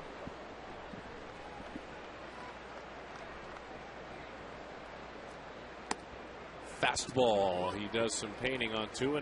2-1 the count last time out. Lincecum at Los Angeles. 4 2/3. 5 runs allowed. His team won the game 7-5, but he received a no decision. The changeup bounces in there. All that he has done, 50 wins, just 21 losses, a 2.95 ERA in his career. All that he has done, and he is still just 26 years old. University of Washington, Liberty High School in Bellevue, Washington.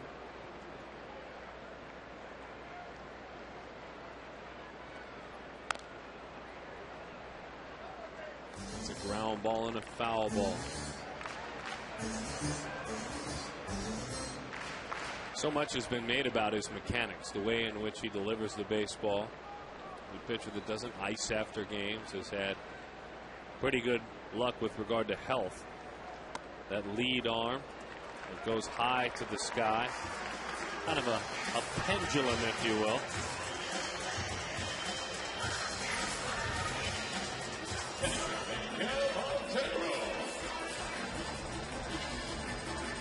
He throws a little harder, but that reminds me a lot of your father's delivery, Darren. The recoil, the bend, the reverse back bend, I guess, for lack of a better phrase. The way he just really bends his back the other way, right there. High strike there from Lincecum. Good ball game so far. Good pitchers duel between Enright and Lincecum. I would imagine Enright probably done. Thrown about 110 pitches.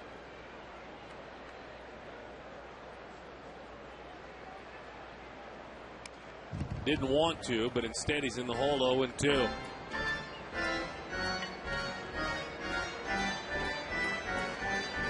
You don't think we're sending him back out there? I'd be shocked. Those mechanics are wonderful. Frame photography. Frame by frame as he delivers to the plate. That lead arm, boy, that was a great shot, that lead arm out front, all you young pitchers. Fastball is high. I think he is done. That's a man looking very comfortable. Not seated back on the bench. Sweatshirt on. Nice job today again. Gas. Well, that's just what he wants you to do, isn't it? Dial it up even more. Well, Miguel's a low ball hitter, and when he starts chasing the ball above his belly button, he has trouble with it, and that Lincecum knows that, and he just fed off it. Stayed right up in the zone above the belt. No chance.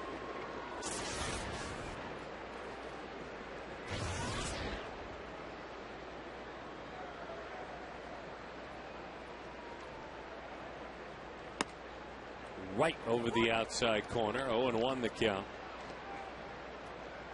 But in 2007, Lincecum averaged about 94 miles an hour. This year, it's a little bit over 91. Fastball down a little bit.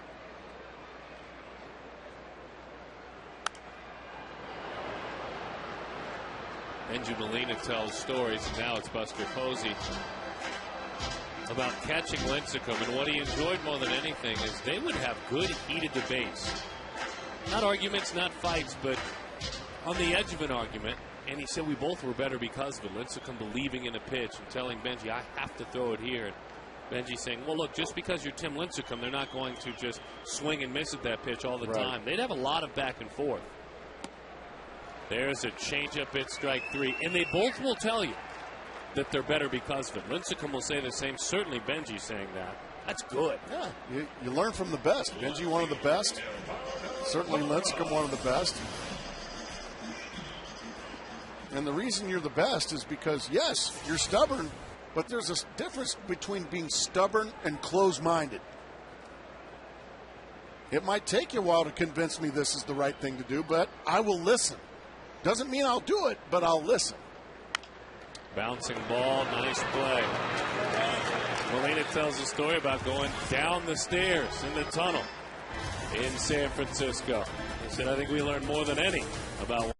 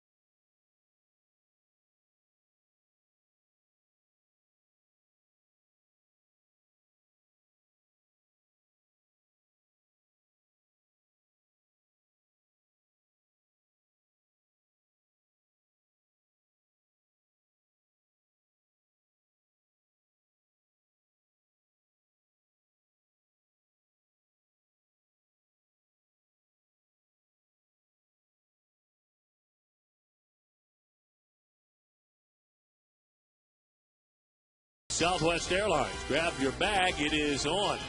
Quest High-Speed Internet. Blazing fast speeds that don't turn up your wallet. Valley Hyundai dealers. Time for the 7th inning. Stretch your dollars. Hyundai. Now the most fuel-efficient car maker in America.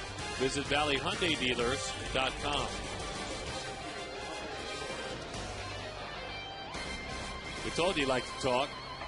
And whether it's constructive conversation, a spirited conversation, Lincecum back in there with Righetti and Posey.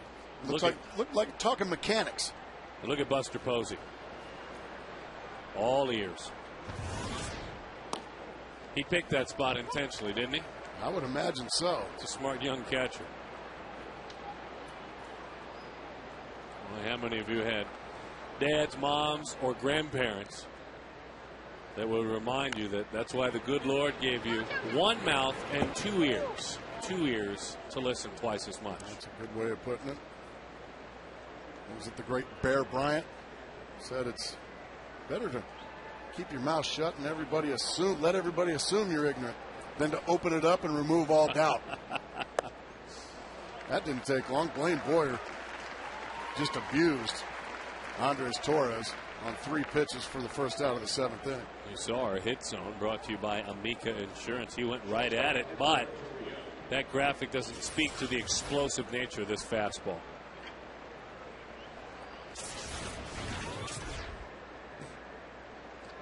Love the hit zone. Boy, you're on for the 30th time this year.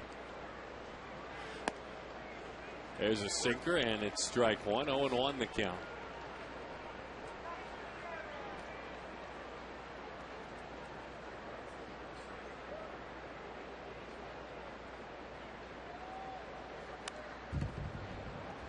Boy, just pumping strike after strike.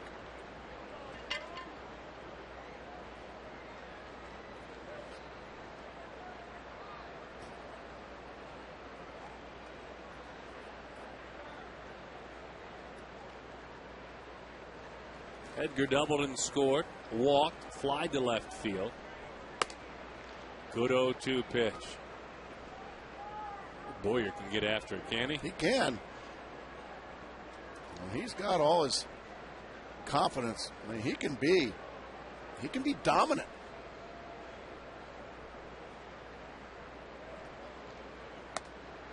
Just missed the outside corner. Boyer wanted it. Alan Porter, the home plate umpire, thought it was just a tad out. Don't argue with the home plate umpire. First of all, he's done a great job. And number two, Grandpa's in there protecting him. Swing and a miss. That's strike three. Well, let's take a look at our text poll on this Hall of Fame Sunday, brought to you by Arizona Plumbing and Cooling Contractors.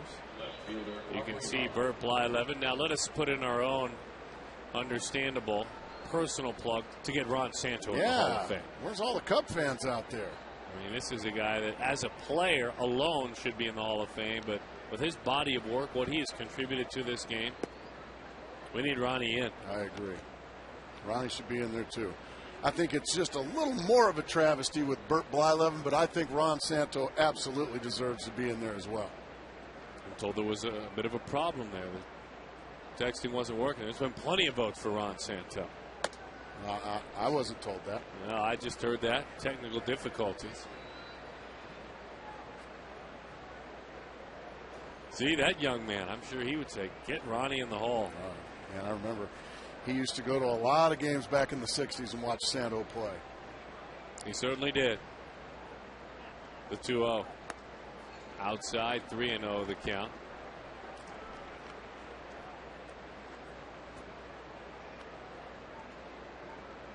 Dawson, one of the quotes in his Hall of Fame speech, saying today, and I quote, "I didn't play this game with this goal in mind," of course being in Cooperstown, "but I'm living proof that if you love this game, it will love you back." Pitch is up and away. Ball four.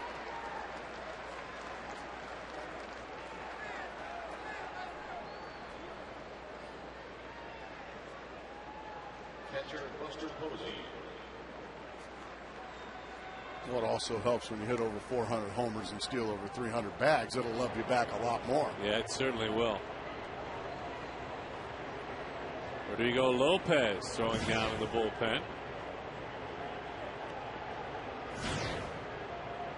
Another question needs to be asked. Is he getting in his work?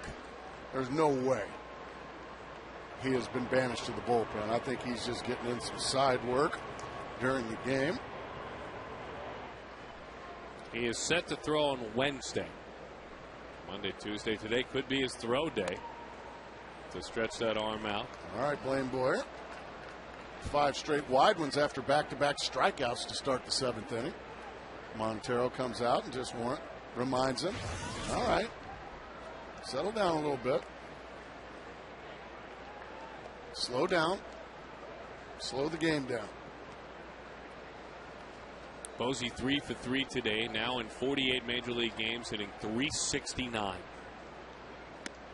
That's a quality strike right there. 2-1.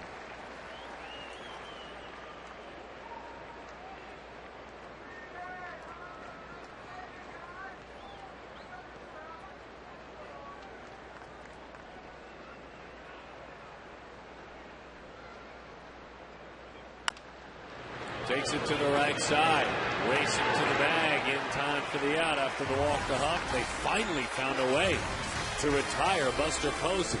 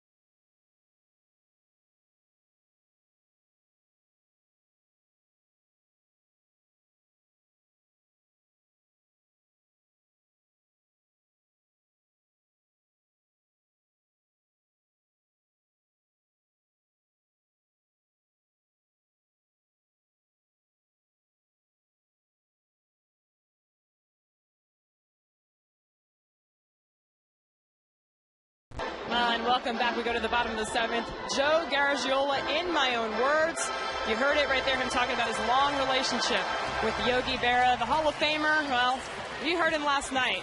Still bringing in his A game, and I cannot wait to see this show. It will air after today's game and also tonight at 10 p.m. Todd Walsh sat down for a 30-minute show that I'm told could have been an hour. Our production staff had a hard time putting it all into a 30-minute packed show, but cannot wait to see it. An amazing life, and it's just a pleasure to have Joe G around joining us on the broadcast as well, guys. And our Twitter page, you can actually get an autographed copy, win an autographed DVD copy of the show, in my own words, Joe Garagiola, if you retweet our tweet about tonight's show. And so go to twitter.com/FoxSportsAZ.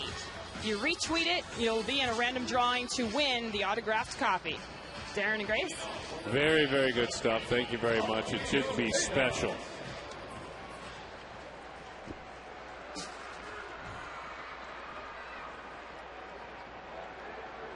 And so Augie Ojeda to lead it off.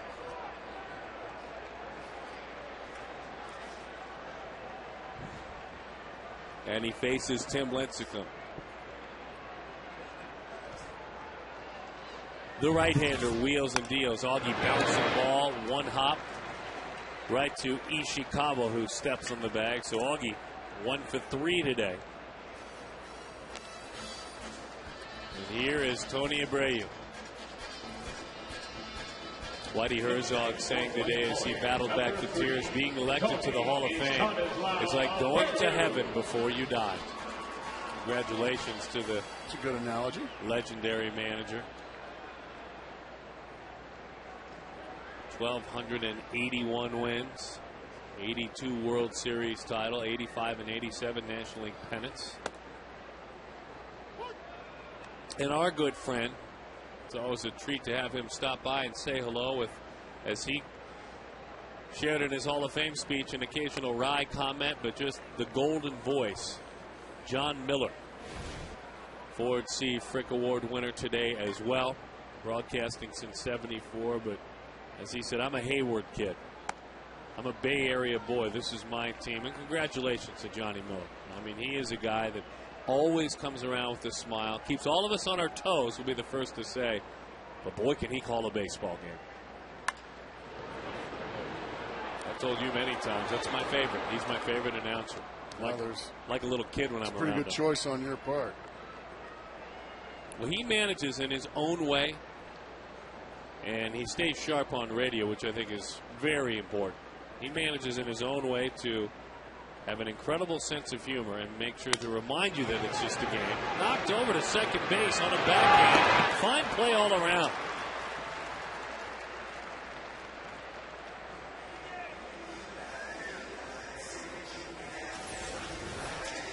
Abreu breaks his bat. So it's hit slowly enough that Sanchez can make a nice backhand play.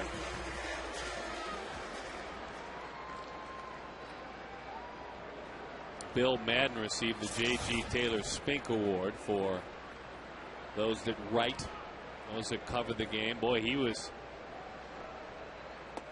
a fabulous writer. Daily News, and executive Roland Heeman deserves thanks from the Daily News. And the acceptance speaks.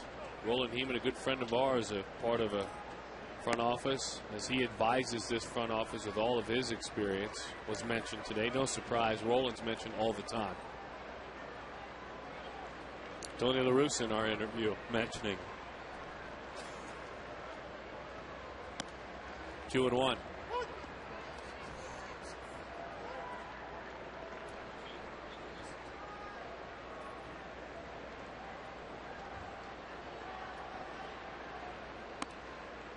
What a breaking ball there to even up the count 2-2.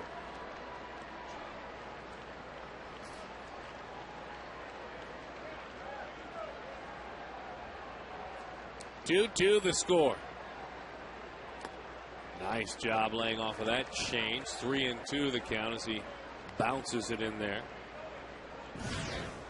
You talk about Boyer doing the work that he did. He has gone 20 2/3 with a 2.1 ERA since mid-June. So the bullpen piecing things together a little bit more. Struggled last night. We'll do it again with a full count, 2 outs.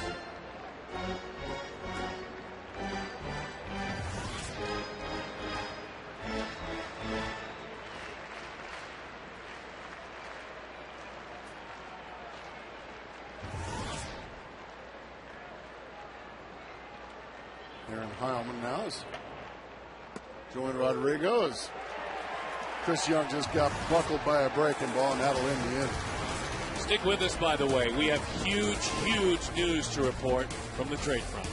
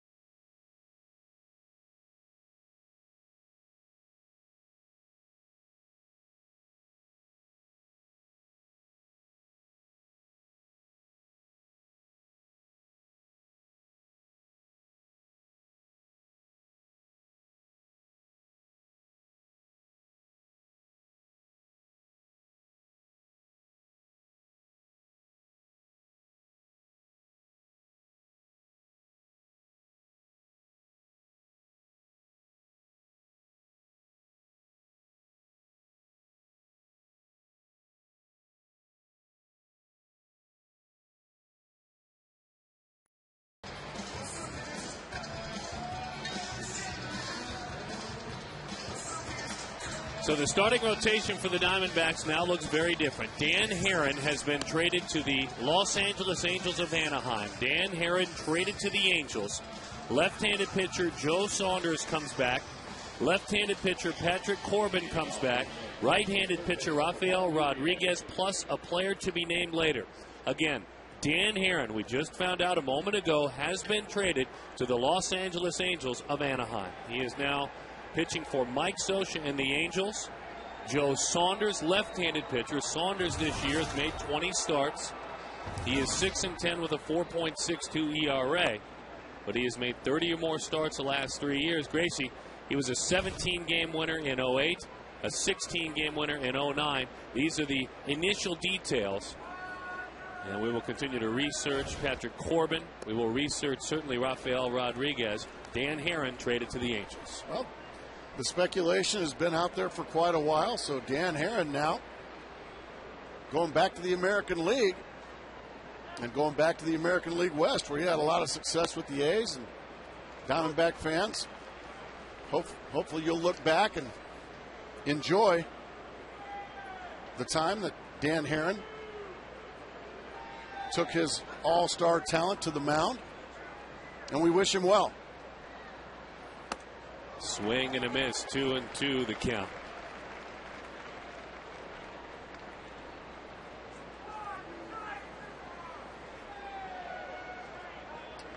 Dan Haren traded to the Angels. He grew up in Southern California. Went to college like Barry Enright and Pepperdine. Mr. Kennedy, you have moved up a notch. Mr. Enright, you have moved up a notch. Joe Saunders. Patrick Corbin, a left-hander out of Clay, New York, pitching this year in Rancho Cucamonga, his last start, or his last stop. 5-3 with a 3.88 ERA. A left-handed pitcher, Patrick Corbin.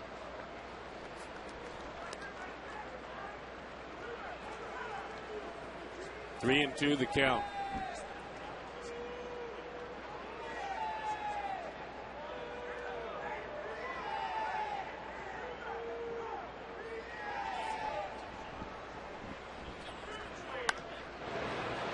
That one is popped foul and into the seats.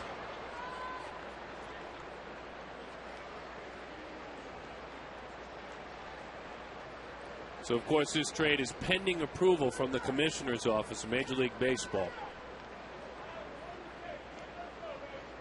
But the agreement's been made. The agreement has been made.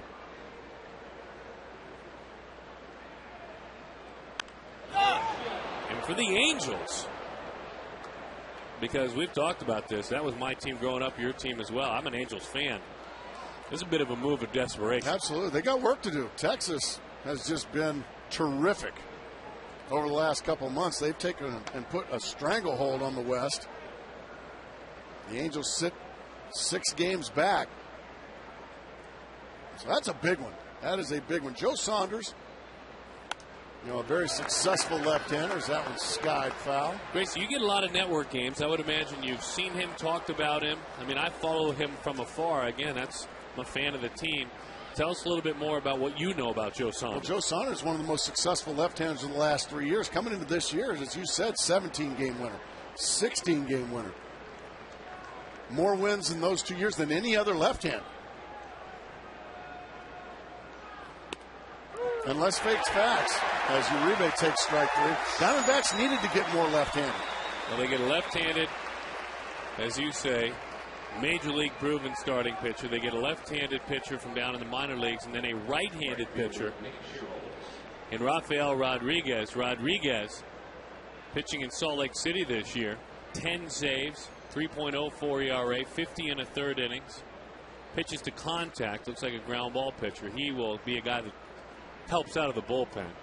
Young left-hander, I would imagine a top prospect, though, when you talk about Corbin.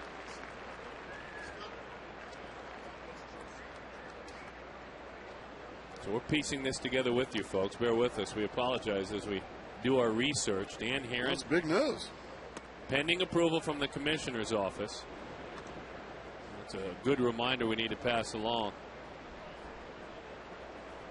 Boss wanted to pass those words along, and that's true.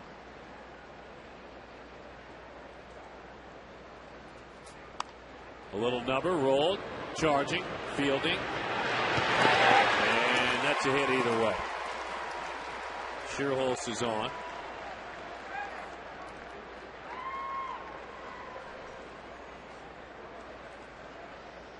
Shearholz gets one right off the end of the bat, and once it gets by Heilman, now it's a do-or-die play, but right there, that's traveling.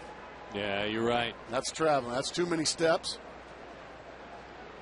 And because of that, he's safe at first base. Patrick Corbin, by the way, young left-hander. Chipola Junior College, a second-round pick of the Angels back in 2009, came in as the 12th top prospect in the Angels organization.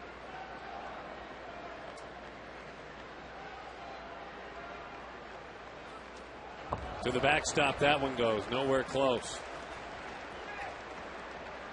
So, proven starter, struggling this year, a little bit more human this year. Young top prospect, left-handed starting pitcher, and a more traveled relief pitcher. And Dan Haren is an Angel.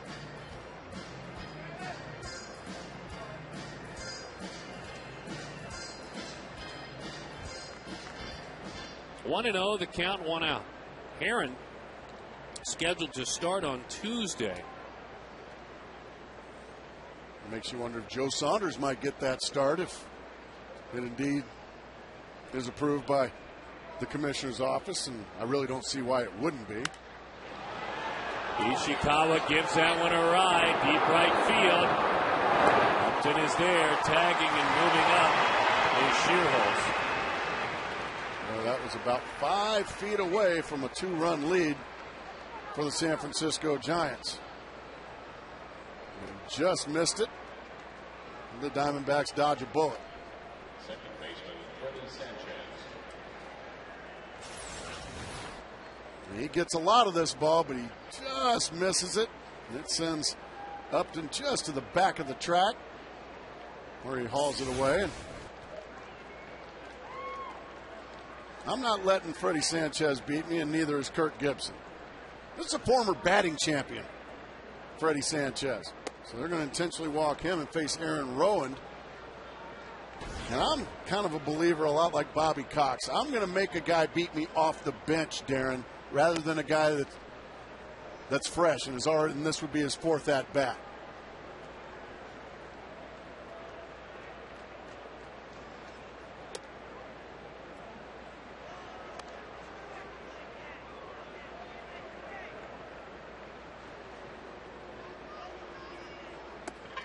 So Sanchez now reaches. And Tim Lincecum. And as you say, you make him decide. You're either taking him out of the game here, which we're just fine with, or you're going to let him hit.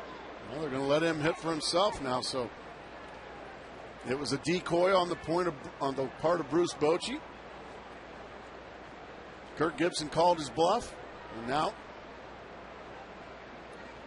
Lincecum, who's hitting 109 now, with a chance to help himself.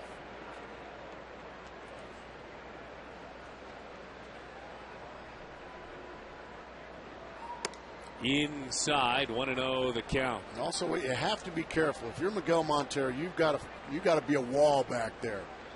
Diamondback pitching staff has been prone to the wild pitch this year.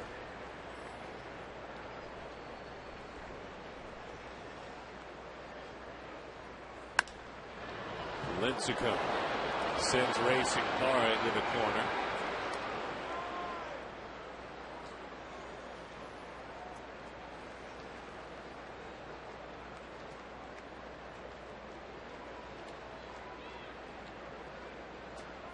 Jerry Dipoto, the general manager, interim. Derek Hall, the CEO and the president of the Arizona Diamondbacks.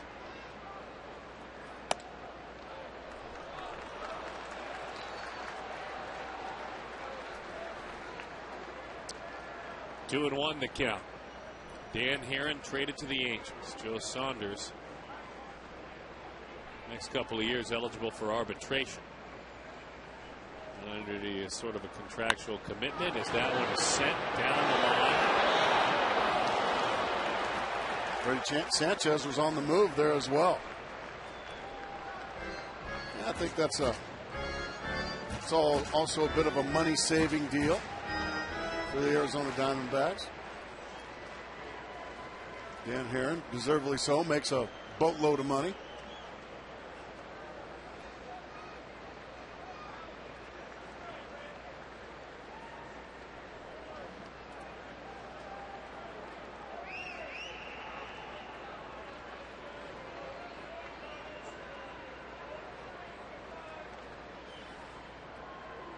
The 2-2.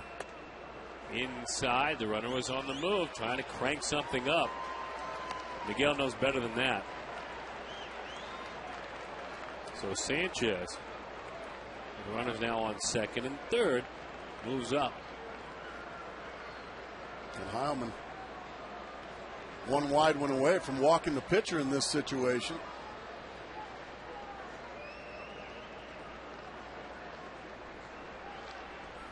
He got him. Big swing and a miss for strike 3. All right, to the bottom of the 8th we go. Heilman, a current D-back. Haren, a former Diamondback. We're keeping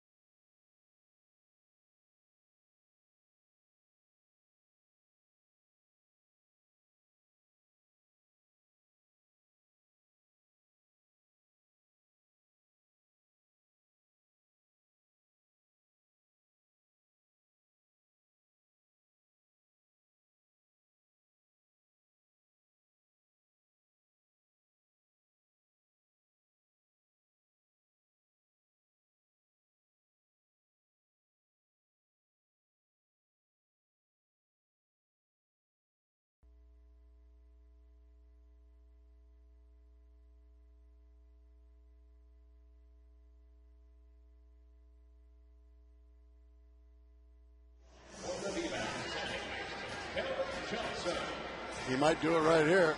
Oh, jeez. Glad to have you back. 2-2 our score. Our State Farm out-of-town news. Joe Saunders, left-handed pitcher, acquired for Dan Haren.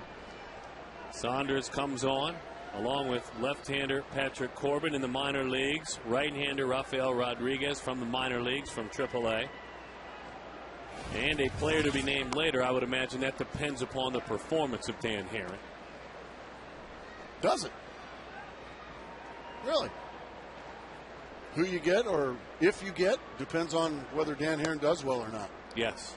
A lot of times that comes into the discussion. I never knew that. The caliber of the player.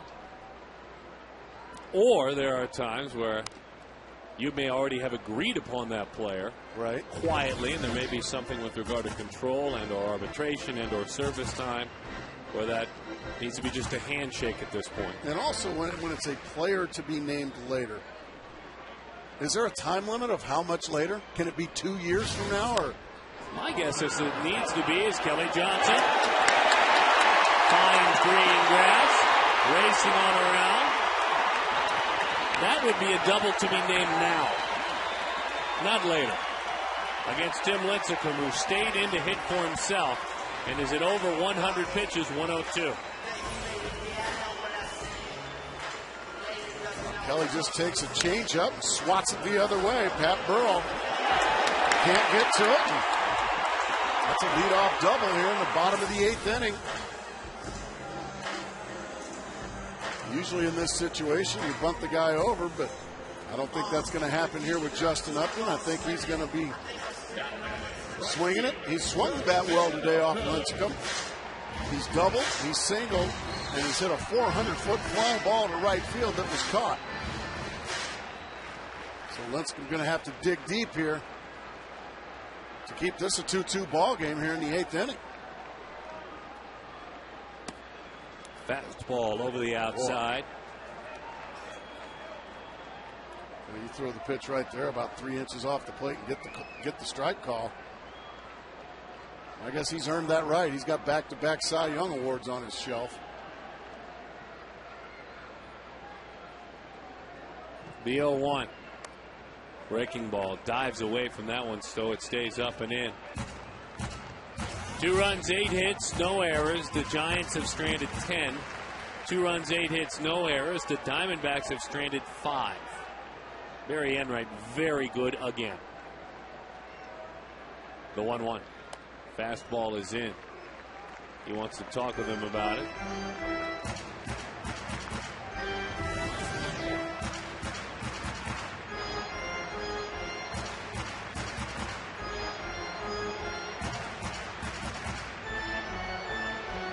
Do the math, and it's casual math. Saunders pitched the 23rd for the Angels, 24th, 25th, 26th.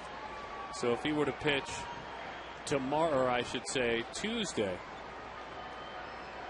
which would be the 27th, that would still only be 3 days rest. That one is lifted and fouled off. Well, he just challenged Upton with that fastball and got it past him. So that might be why we saw Rodrigo Lopez go ahead and throw. Lopez may have gotten his throwing in to see if maybe he's all right, ready to roll. Maybe he will pitch on Tuesday. Maybe Saunders goes on Wednesday. We'll see.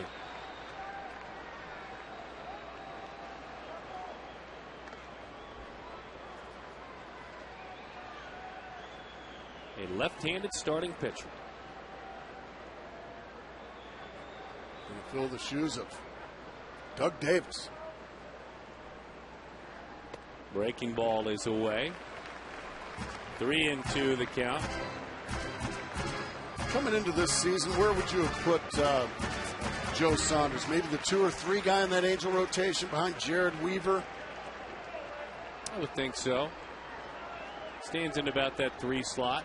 And he was in the 3 slot behind Weaver and Lackey, but Lackey moved on. Ball to the hole. It's a base hit. Johnson had to eye it the entire time, so he moves up. Runners are on first and third. They're just hitting the perfect spot. You can see Lincecum can't believe it.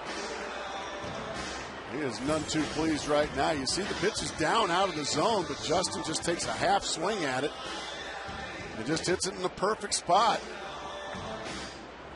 So now first and third, nobody out. And Adam LaRoche, an opportunity to put a rare loss on Tim Lincecum if he can drive something in the gap here. I'll tell you, Gracie, to finish the thought on Saunders, to start the year, if we're talking to start the year, he had to slide in as the number 2 behind Jared Weaver. Joe Saunders, then Urban Santana, free agent addition Joel Pinheiro, and then Scott Kazmir. He had pitched himself into about the 4 slot based on performance. Struggled a little bit this year. Based solely on performance. He turns 30 years old on August 16th, so he's still 29 years old. Dan Haren, 29 years old.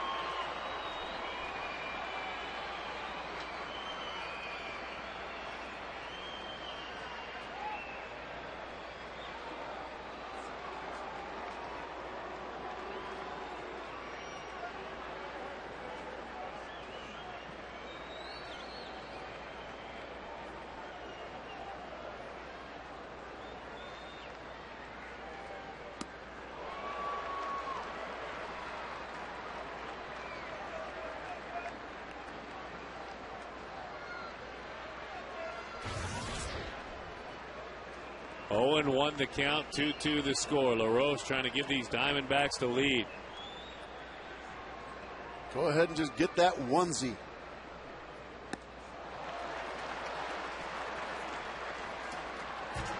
No balls and 2 strikes.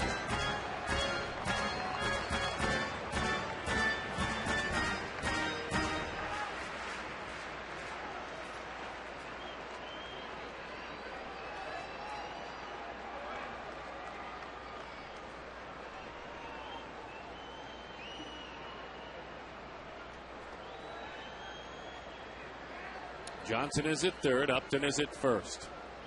Lincecum, 110 pitches.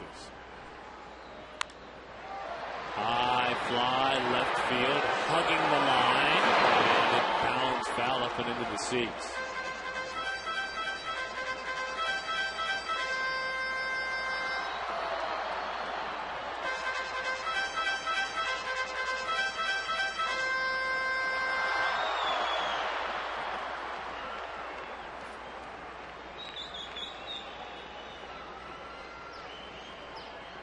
Oh, 2 the count. Oh, boy, he got an 0-2 pitch right down Broadway. He had a good rip at it, but he fouled it back. Those are the frustrating parts of being a hitter. In this situation, you get something that splits the plate like that, you are kicking yourself if you don't do some damage on those. Now we'll have to battle, because I doubt he's going to get another mistake in this at bat. Fly ball left, very shallow. Here comes Huff. Johnson tagging.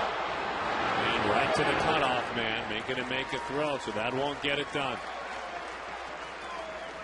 Lincecum gets a huge out here, and now Miguel Montero, who has been pretty overly aggressive trying to attack.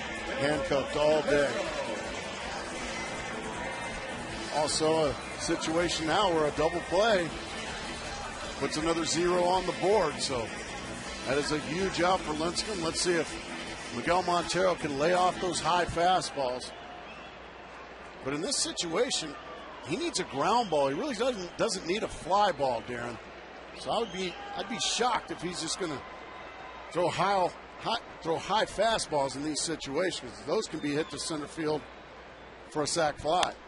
Instead, a line drive and a double play.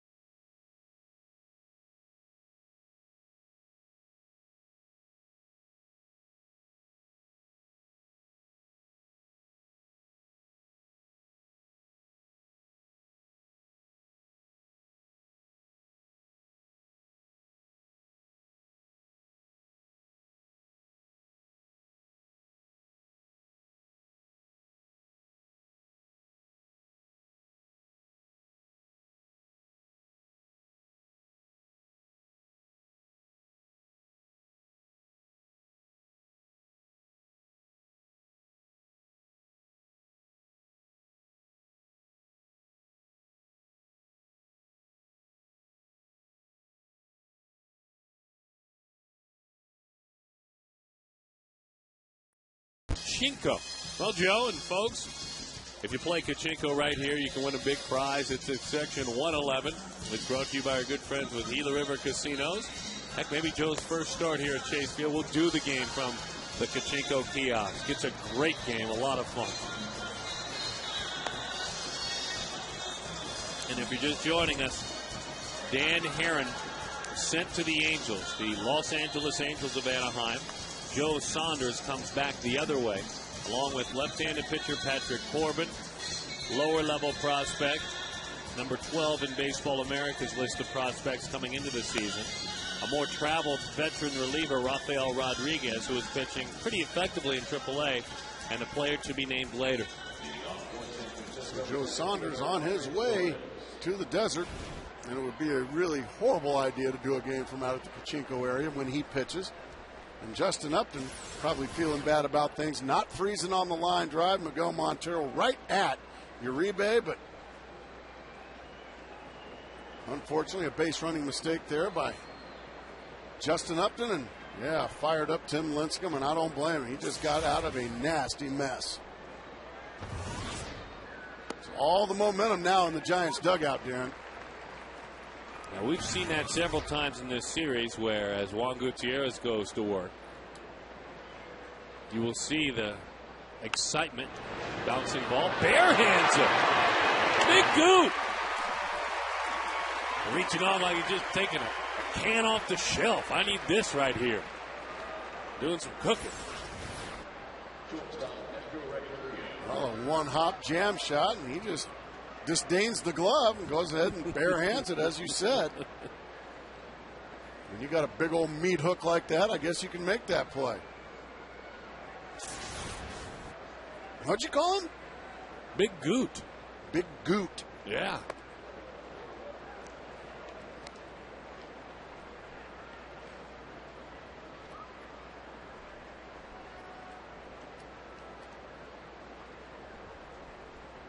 One and 0 the count to Edgar Renteria. Swings right through that one. And Saunders not scheduled to pitch till Wednesday.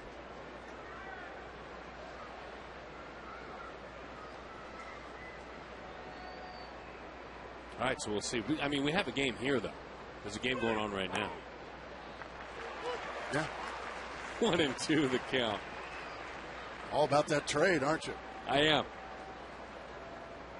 That's certainly important news. Right now, this game.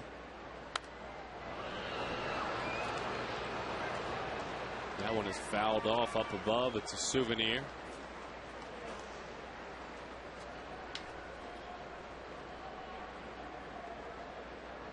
Gibson has made it clear that give me the 25, I'll deal with the 25. You can figure out who they are, meaning those that are upstairs. I just need 25 to play with. We'll go from there.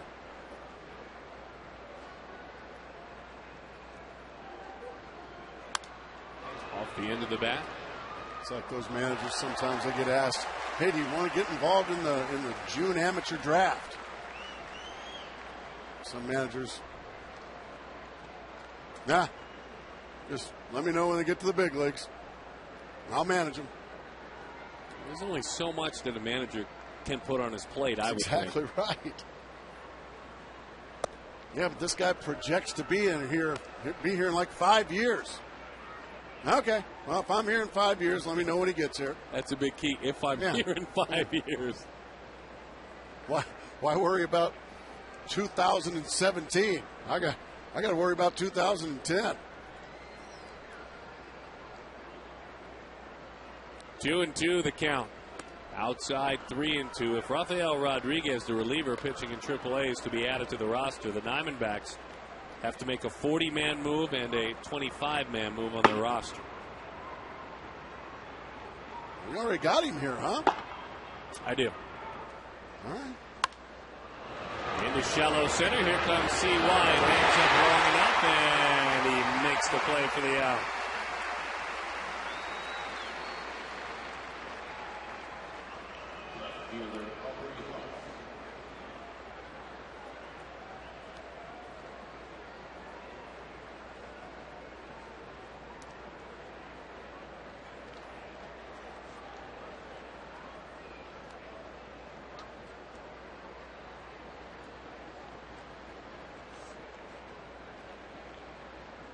Aubrey Huff, fastball inside.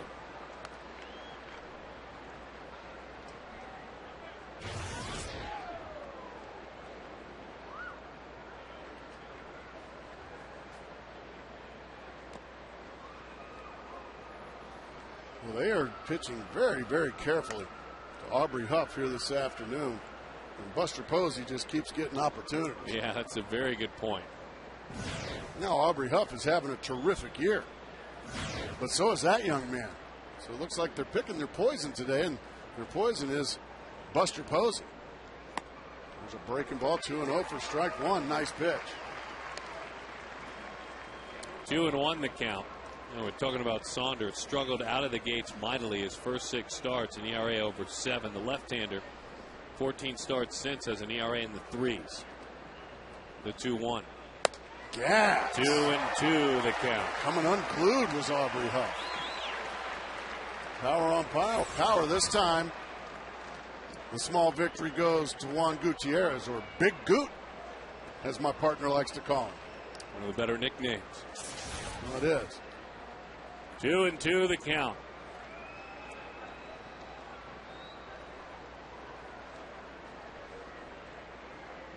Slider. Oh, That's strike 3. He got him a breaking ball that locked him up.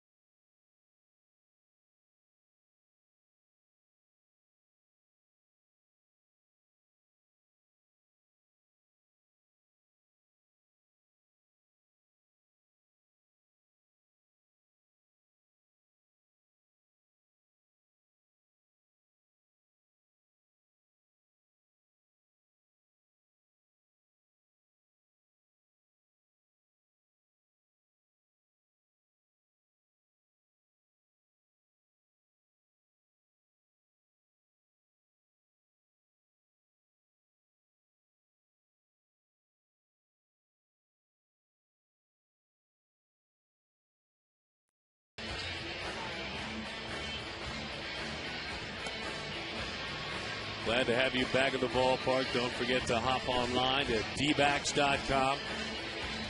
Whether you're a GM shopping for a starting pitcher or you're thinking already about that Christmas shopping. I know a lot of you folks out there. Yeah, that's not browse from the largest selection of T-shirts, hats, and jerseys and more. Build your Joe Saunders D-backs jersey right there online. Put the name on the back. Order it up. Let's see what number he gets. Yeah, looking forward to that. Left-hander.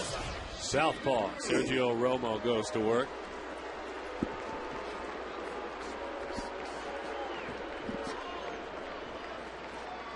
And Romo has done fabulous work. 41 appearances. Starts it off with Stephen Drew. Gerardo Parra waits on deck. Pitches outside. 1-0 the count. 2 runs, 9 hits, no errors for both the Giants and the D-backs.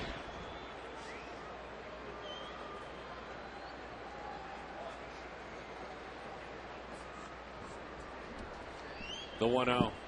Pitch is low. 2-0 the count. Looking for base runners. If you can get a leadoff base runner, that would be the ticket. The only thing better would be a leadoff extra base runner. See if Stephen Drew can take a 2-0 pitch and drive it in the gap somewhere. Ball 3.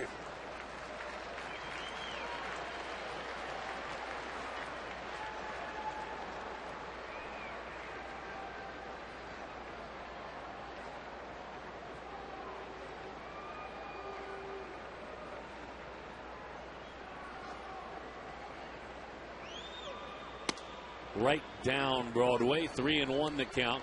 Well, it's been a long time since Stephen Drews hit one in the seats. This might be the pitch he gets to do just that and end the ball game. He likes to walk him off, driving it into the corner. We know that. Saw him do it against Trevor Hoffman a couple of years ago. Bouncing ball. Boy, Ishikawa has sure hands. Will he beat him to the bag? He didn't. Drew is safe. Oh, I look forward to seeing that replay again. We got this call right. Romo just was not getting over. He made a huge mistake. He became a spectator on the mound instead of doing what he's supposed to do. And Stephen Drew going hard all the way. Looks like Ty should go to the runner. First base umpire Jeff Kellogg right there. Let's slow it down and see what happens. Oh, Diamondbacks got a break. Diamondbacks got a break.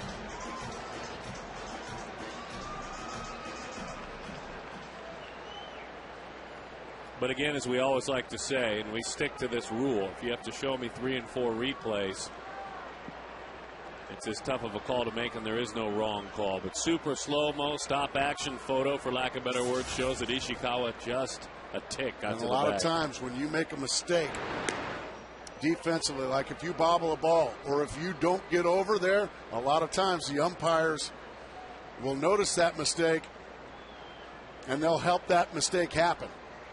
And even though it was a bang-bang play and it looked like Ishikawa's foot got there a fraction before Stephen Drew's, it should have never been that way because Romo should have been over there to get the throw from Ishikawa. So Romo has nobody to blame but himself.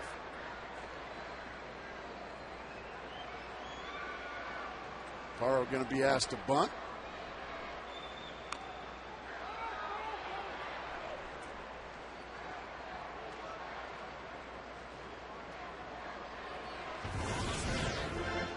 I'd love to see Stephen Drew swipe this thing. I would too. And then bunt him over. He's got 6 stolen bases.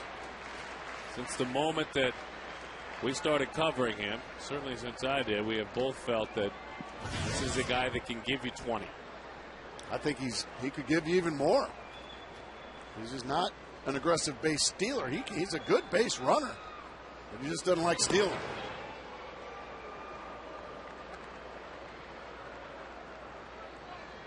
And when he goes, he's usually successful.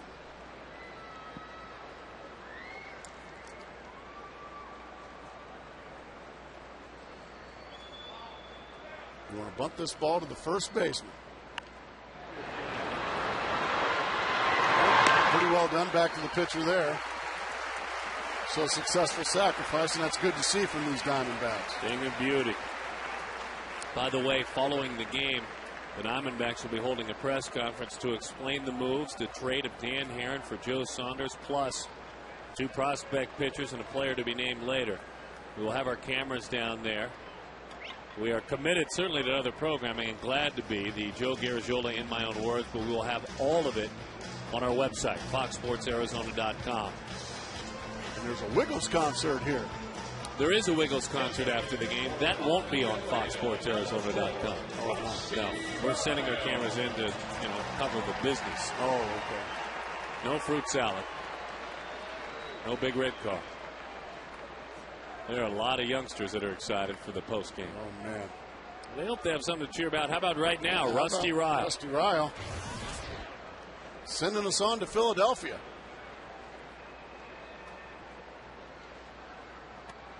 Pitches away with the slider. Mark Reynolds has grabbed a bat. He is on deck. If for some reason Rusty Ryle can't end the ball game.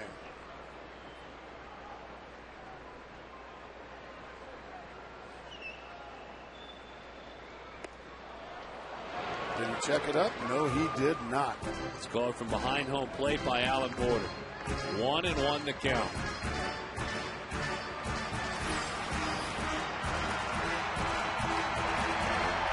And that is the correct call. He certainly went.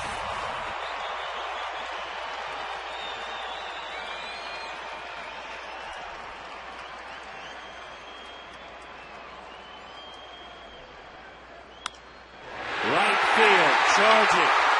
Up with it is Shearholst. They stop Drew. Runners on first and third.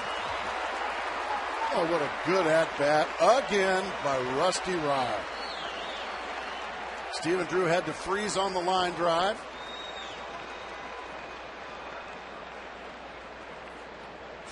But Rusty Ryle takes a breaking ball and just swats it the other way. Stephen Drew has to freeze on the line drive, so he can't score. Mark Reynolds was on deck, and as that ball sailed into right field and ended up as a base hit, Cole Gillespie then, Reynolds was called back, Gillespie sent out. Reynolds called back to the dugout, Gillespie sent out.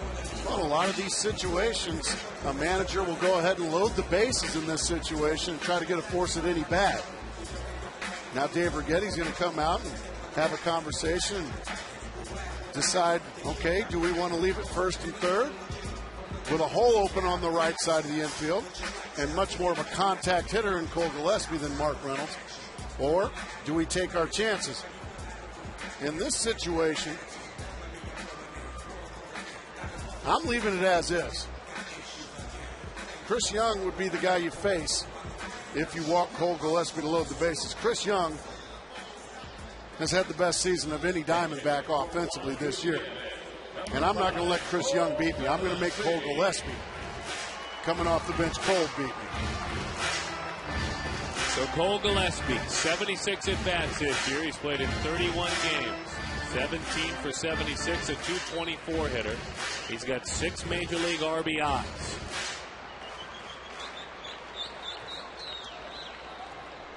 Infield cheats in. Outfield comes on in as well. They maybe stay back a few steps in the middle should they have a rush double play opportunity. But it's got to be a rush. Romo takes a look, nothing doing.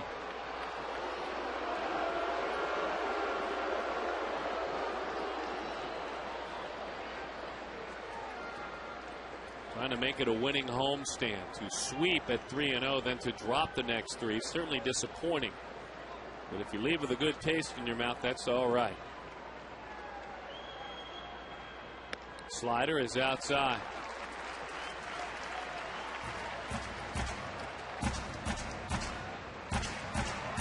Gillespie acquired last year in a deal with a team that was trying to make hay in the postseason run, the Milwaukee Brewers.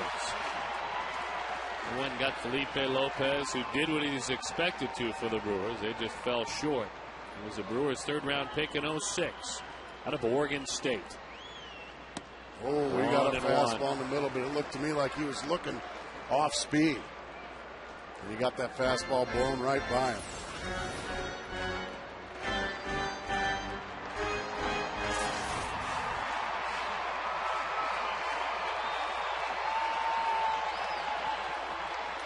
Runners on first and third.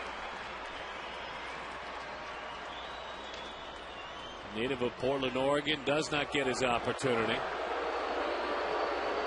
I think right there, I think Bruce Bochy is calling that play just in case there's a squeeze on. This wouldn't be a safety squeeze. I know you like that play, Darren, but this would be a suicide squeeze in this situation. There's your winner.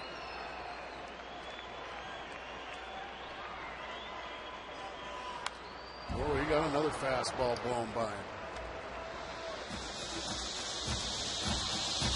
2 for 6 as a pinch hitter.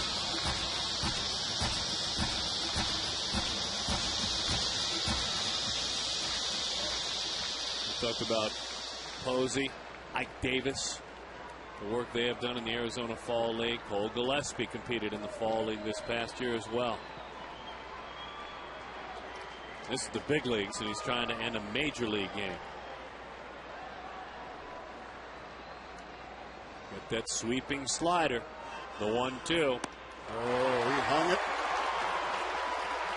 And Gillespie goes down. It didn't look real good doing it.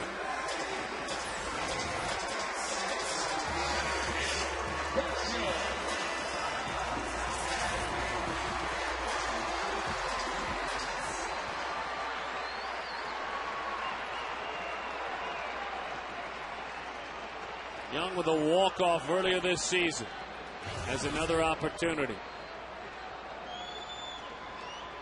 97 hits this year, 63 runs batted in. He just wants one. 2 outs. Right down the middle with that slider. He's not getting real good bite on that pitch today. He's leaving them a lot. A lot of those just belt tie right down the middle. Stick with us after the ball game. Should there be a hero, you will hear from them. Then go to FoxSportsArizona.com for reaction from the Diamondbacks. Dan Haren traded to the Angels, if you haven't heard yet. Joe Saunders and a package of 4 players comes back the other way. Outside, that's a better one there. 1-1 to count.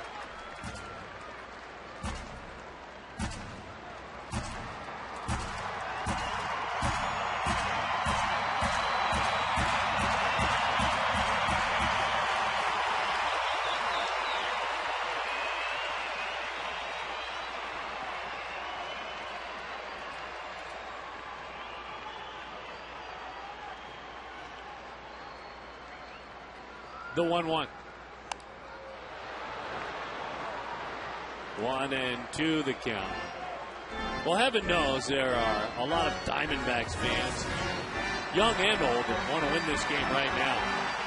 There are a lot of young Wiggles fans down there that they really want this game to be a victory right now. They need the big red car, and they need it now. Yeah, I agree. So CY, you've got to fall in the line. I need Dorothy the dinosaur, and I need her right now. Come on, Chris. The 1-2. Well, you won't get Dorothy. Wags the dog. Well, the Diamondbacks have to be kicking themselves over these last 2 innings coming up in.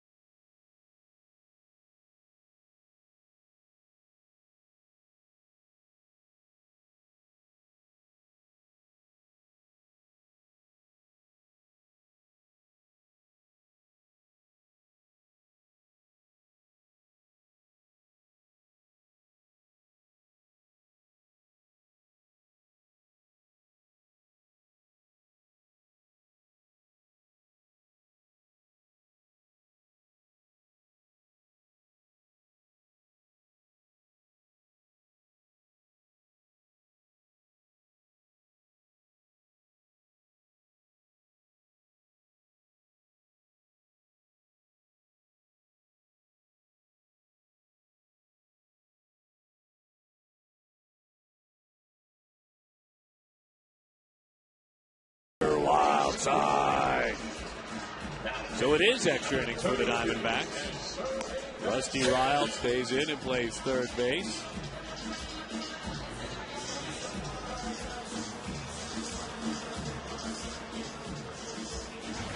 And going to work on the mound is Esperling Vasquez. Buster Posey to lead things off.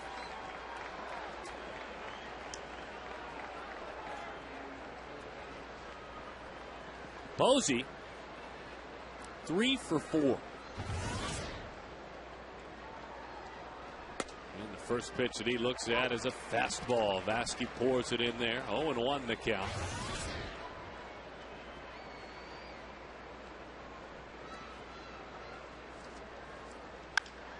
Drives that one into right center field. That one is down and rolls all the way up against the wall. He's hustling one around. He'll stop with a double.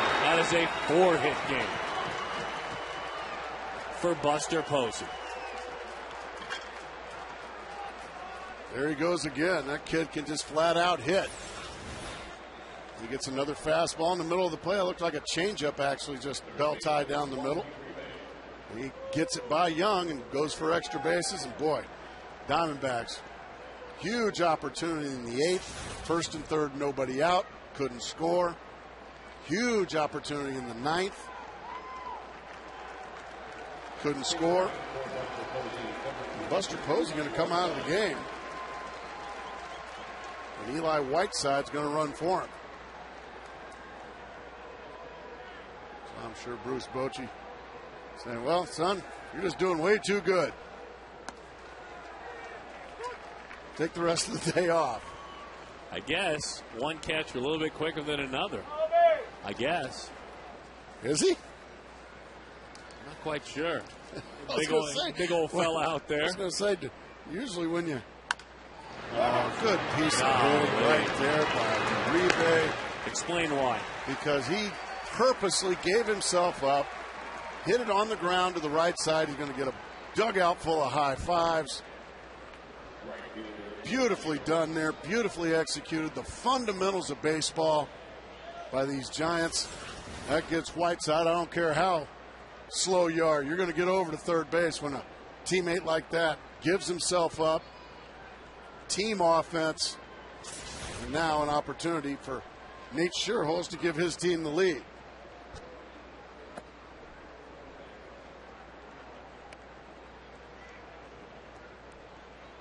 One and 0 the count.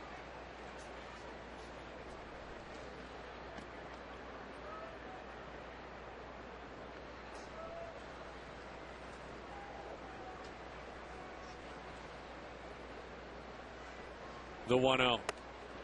By the way, Posey, I mean, he just got here to the big leagues. He has 3 4-hit games tying him for third in the majors. Goodness.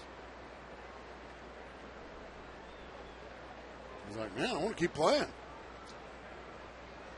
Don't take me out on. This thing goes extra, I might get 5 hits. Pitching out. Nothing doing. 3-0 the count.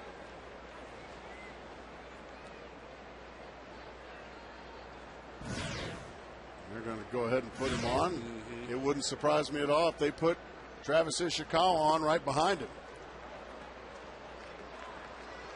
Because Travis Ishikawa is swinging a good bat. And Travis Ishikawa is hitting .326 as we speak. It's not often you walk a .240 hitting guy to face a .326 hitting guy.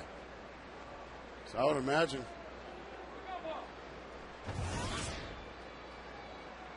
Miguel Montero is in his crouch, so I guess they're going to go after Travis Ishikawa in this situation.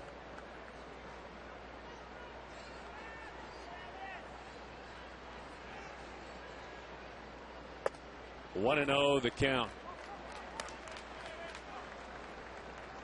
My only concern would be a bases loaded walk for a club that has struggled missing out of the zone. In a walk-off situation, if the Diamondbacks on the road, I agree with you. You got a chance if you put another runner on, giving up 3 runs. Yeah. But I understand. It makes a lot of sense. Executing 1-1 the count. I guess it's just where Gibby wants to set up a double play situation is the only thing I can think of. Ishikawa's been swinging a hot bat. Yes, he has. Red hot. He is 7 for his last 15 with runners in scoring position.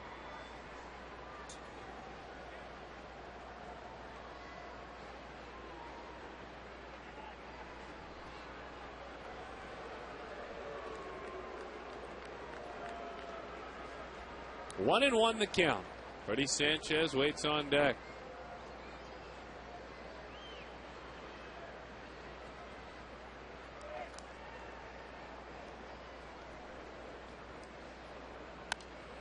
Boy, really a good spot away with the fastball. Spoiled it.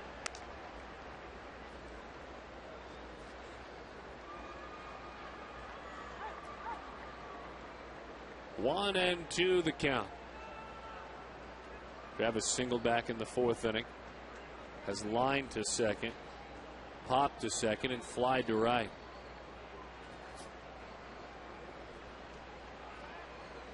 Bluff again.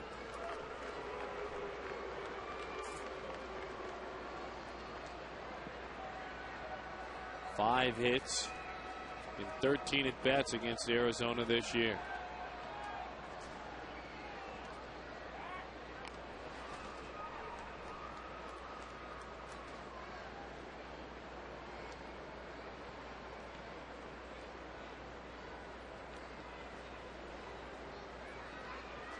Sanchez waits on deck.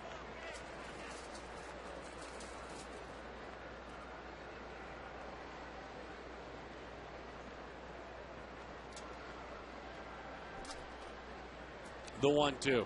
Change up way out front. Good pitch.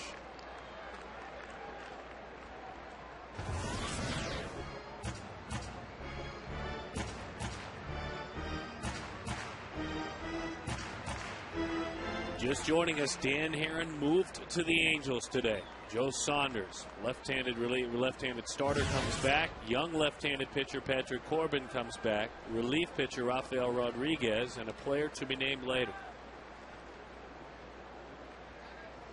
The 1-2 pitch. Runner goes, pitches outside. He throws it on through. The tag, got him.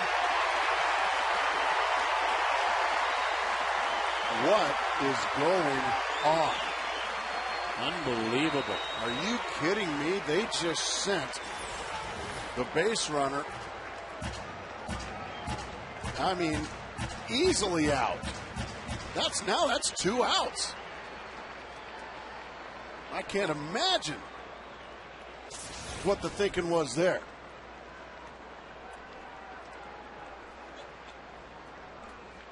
The 2-2. Change up, ground ball, base hit right field. After getting a little bit of help from his catcher, he threw a bell-tied batting practice changeup. It was hit right into the hole, and Ishikawa beat him. He did not execute his pitch. Not at all. And Gibby got burned there going after Travis Ishikawa. Boy, a hanging changeup, and he belts it right through the right side. So even though the Giants mysteriously send Nate Scherholtz in that situation for the second out, Ishikawa comes through with the big hit, the big 2-out clutch hit. And these Giants, they take the lead.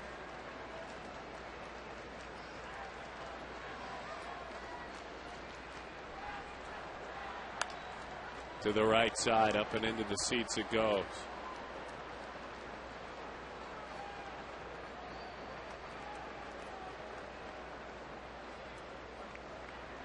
Posey part of getting it going.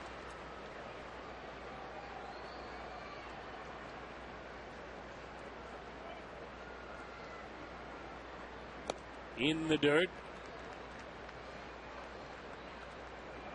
And now Brian Wilson is ready to roll. Tim Lincecum went 8 innings, gave up 2 runs, struck out 5. Romo with a scoreless frame, but it shouldn't have been as such. Arizona with a big opportunity. That one is lifted to left field. Well struck, going back as far as he's got room. But the Diamondbacks cough one up out of the bullpen. Unable to get anything going offensively. Now they've really got some work to do.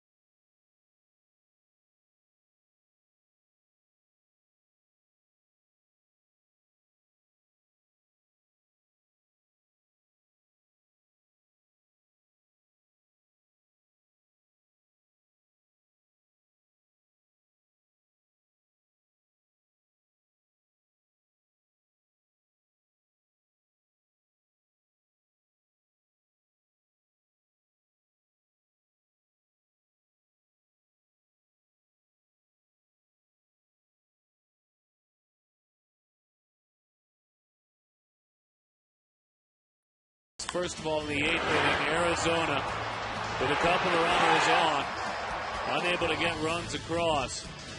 Hard ground out, then Cole Gillespie strikes out as a pinch hitter. Chris Young strikes out as a pinch hitter. There were runners on first and third.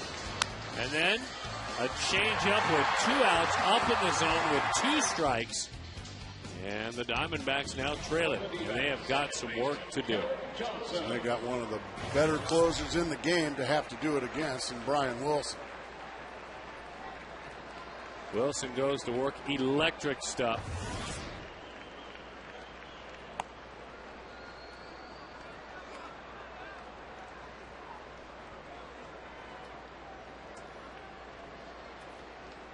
I'm sure she will miss Dan Haren. We'll all miss him. 1-0. 2-0 the count. Certainly gives you more financial flexibility going forward. Joe Saunders can plug into the rotation. Depends upon the player to be named later, no doubt, what Patrick Corbin's able to do.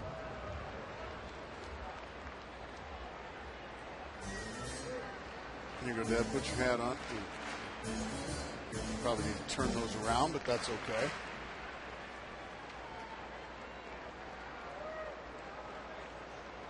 I do love the rally monkey. Big fan. Hate that monkey. Popped up. Long run. Back and short. Hanging in there is Renteria. A little bit more on the deal and the involvements of it and a little bit more depth about it. Here's Jody Jackson. Jody. Well, I was just able to talk to Diamondbacks president and CEO Derek Hall, and he said that it's a great trade for us. The player to be named later is likely a starter, according to Derek, and they hope to finalize that piece in a few weeks, because obviously sometimes player to be named later, timetable could range, but it's something that sounds like, according to Derek, could happen in a few weeks. And Patrick Corbin, along with his player to be named later, are, according to many sources out there, very high prospects in the Angels organization. Thank you, Jody. Strike 1 to Justin Upton. I'm just ready for Joe Saunders. You can talk to me later about the players to be named and the prospects once they get here. I'm with you, Gracie. I'm ready for Joe Saunders to do some good work. Let me know when they get here.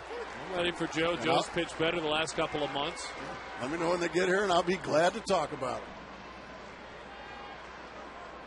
We're looking forward to getting you here, Joe.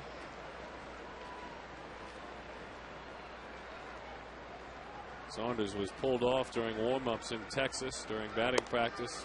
He said, come on in, we have a move to talk with you about. By the way, pack your stuff and beat it.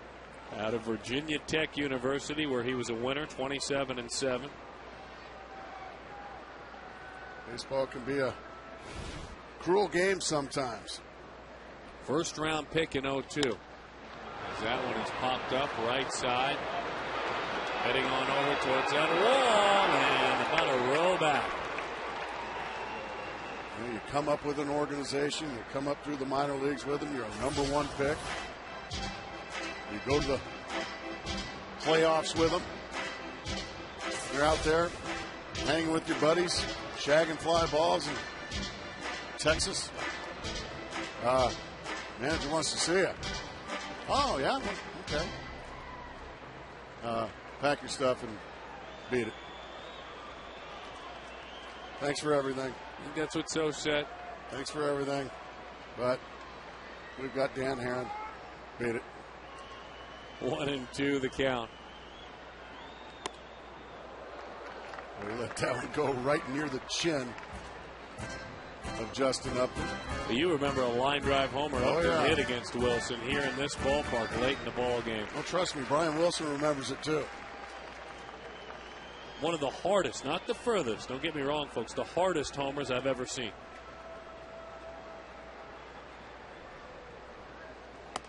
That pitch is high. 3-2 the count. Flashing back, remember it tied the ball game up. An eventual win for Arizona. That was one of those that the third baseman actually jumped for it. It's great.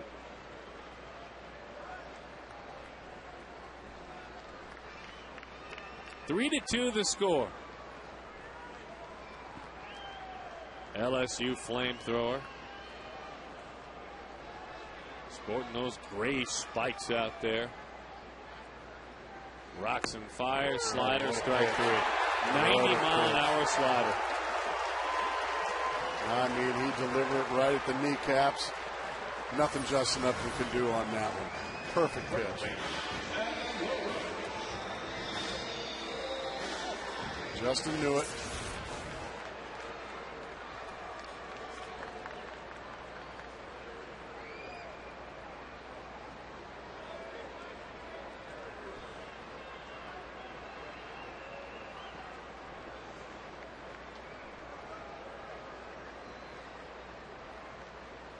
Adam takes a slider that dives away.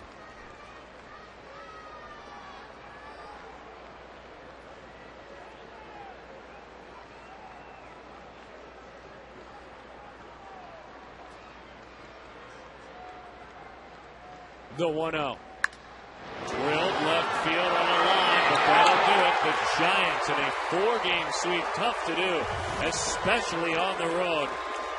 Turn it into a losing homestand for Arizona. It was a sweep and be swept sort of a homestand. And Gracie, frustrating. I mean, obviously when you start out on a roll, you catch a Mets team that's down a little bit. Then you step out on the field against the Giants within your own division, lose all 4. Disappointing 4 games for Arizona. Oh, no question. And opportunities to win this game just everywhere. So unfortunately, Barry Enright and his teammates are going to get on an airplane and take a long flight to Philadelphia, and they're going to be frustrated, no question. But all these kids here are now ready. Bring on the big red car. That's right. It is coming up right now, the Wiggles concert here. Hey, don't forget, join us Tuesday at 4 o'clock as the D-backs travel to Philly to take on Ryan Howard and the Phillies. Stay tuned now for the premiere of In My Own Words with Joe Garagiola. For the press conference with regard to the trade, sending Dan Haren for Joe Saunders plus 3 others. Log on to FoxSportsArizona.com. As soon as we get it online, you can see it. We'll be back with you on Tuesday from Philly. For Mark, Jody, I'm Darren, saying enjoy the rest of your weekend. Get in there and hug your loved ones. And have a safe Sunday. Arizona, we'll talk to you soon.